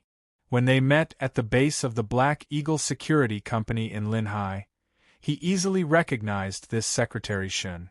"I am the Madam's secretary now," Shenli said with a smile. The Black Eagle Security Company was one of the 3 major security companies in the Federation.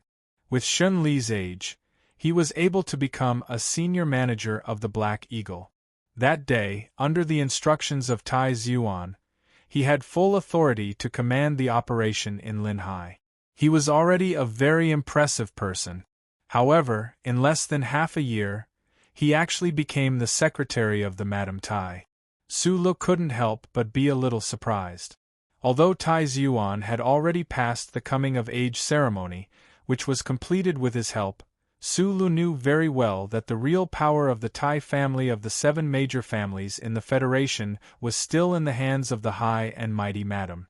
The secretary of the Madame Tai, when put on the stage of the Federation, was enough to talk to a governor as an equal. Compared to the senior manager of the Black Eagle Security Company, this was undoubtedly a big step forward. "Madame Tai is waiting for us." A bicycle slowly came to the side of the two. Secretary Shen smiled and explained, "The Madame doesn't like the smell of gasoline, natural gas, and liquid hydrogen mixed with the smell of chemical products, so all the cars in the park are electric bicycles." Su Lu nodded and didn't say anything more. He followed Secretary Shen onto the bicycle. The picturesque small buildings at the end of the mountains and rivers seemed to be very far away, but in fact they were very close. It didn't take long for the electric bicycle to take them to the front of the small building. On the right side of the small building was a long corridor. The corridor was covered with long green vines. The new leaves were like jade, and the yellow flowers were just blooming. Looking through this long corridor, a small dam could be seen not far away. The mountain stream of the back mountain was blocked by this dam many years ago, and a small Xiaoping lake in the mountains was formed. The small building was under the mountain forest by the lake. Walking along the stone steps towards the deep courtyard, Su Lu lowered her head slightly, but her ears were listening to the sound of the mountain wind blowing through the forest and the lake rippling. She was not surprised to feel that there were many people hidden in the surrounding forest. She could not see any of the Tai family's security personnel with her eyes, but she could hear and feel that his pair of knife-like straight eyebrows slightly raised. Noticing that he was listening, Secretary Shen's footsteps slowed down slightly and immediately returned to normal. His lips slowly released a smile, and he felt a little surprised by Su Li's attentiveness and ability. The 2 men walked to the second-floor terrace of the small building deep in the courtyard and naturally stopped. Su Lu took a deep breath and made his expression as calm and gentle as possible. Even if he was really a stone, he was still nervous knowing that he was about to meet such a big shot as Madame Tai. There was a parasol on the terrace. Under the parasol, there was a small white table, a few plates of pastries, a pot of tea and 2 women. You're tuning in to the Phoenix Nights YouTube channel. Don't forget to subscribe and join us on this journey to catch the most captivating stories.